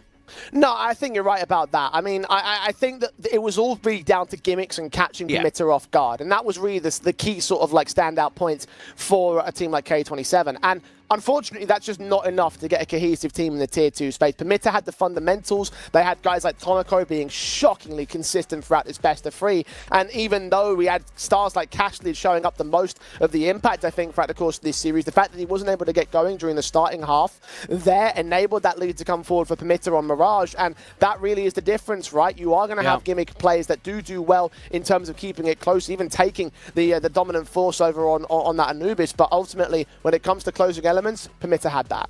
Yeah, they did, and I mean, for Tomoko, just the fact that he even got the Palace play, I mean, you probably have to watch that round back a few times and see exactly how some of the timings worked, but that should have been an overtime round. That should have been the one to close, especially when Mars struggles with the Tech 9 against the Orpa. I mean, it's quite comical, right, when you see moments like that, but everybody knows shots in the back are so much more uncomfortable than they should be, and right there for the polls, I'm glad they're through, right? They'll be happy in themselves to say, it was a threat, it wasn't easy, but we're through. Let's just focus on the playoffs now. Let's see what team we get next in the draw. Yeah, they pushed further than Hellcup number 9 when they went out during the decided game, and their history repeats itself, but they didn't quite go that far. So they move forward indeed towards the playoff positions, and now they look towards the future challenges of the invitees. And that, of course, confirms our first 4 teams out of the group stage as well. Mouse NXT and Sampi from Group A, Endpoint from yesterday in Group B, and now, of course, Pimitta will go ahead and join them the same. Yeah, and I mean, for Endpoint, it might be nice to see a rematch at some point in the bracket. I'm sure they'd have to go quite deep to meet each other off.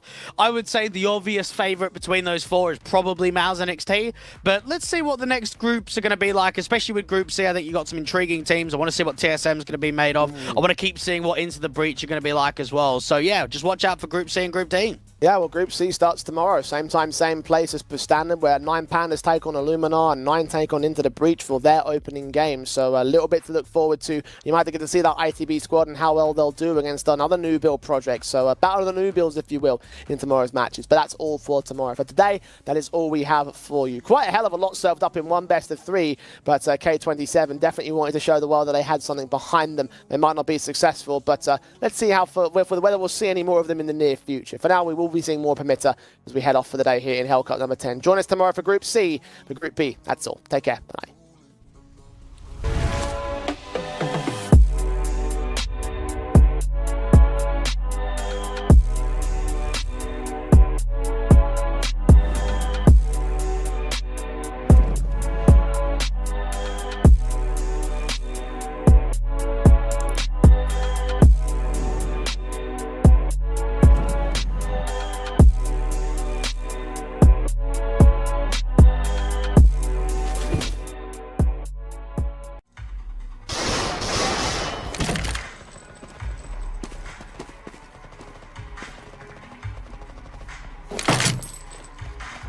What kind of shame is this? Are you new? Have you heard of Hell Case?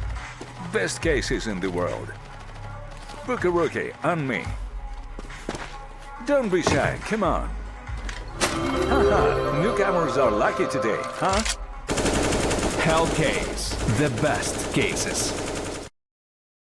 The city is up in the madness. The people is giving the damage. They turn into animal savage. So rhinos and hippos and mammoths. The hero is coming, I'm locked in. You know that I'm winning, I'm top 10. You know that I came from the dog pit. You wanted to get it, you drop dead. The rebel who came from the bottom. My enemies know that I got it. I'm planting my seeds and gardens. Then watching them sprout and harvest. The greatest was always in my plans. Battle the kid is white flags. Not on my level where I stand. Got it, I'm shooting a hot hand. Out of the gym, I was locked out. I failed, the kid was a dropout. I changed the game and it's up now. The city, they need me, is clear now.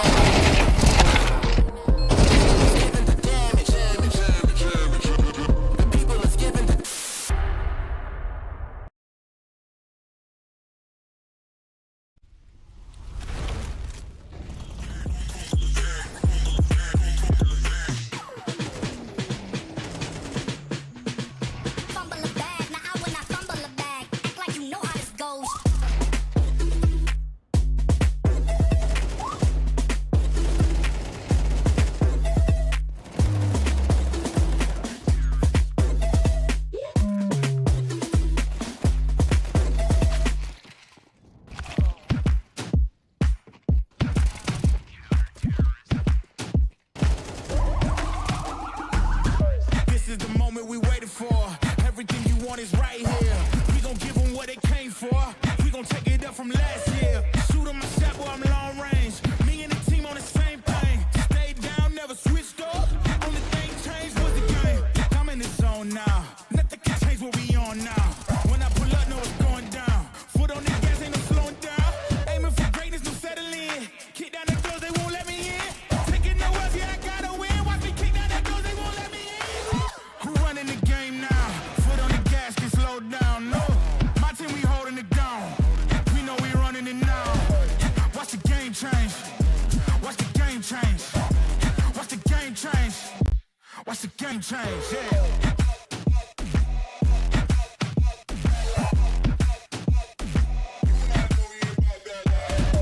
Watch the game change. Watch the game change. Watch the game change. Watch the game change. I do not gamble, but bet on me. Tell them that's like, yeah, it's still love it.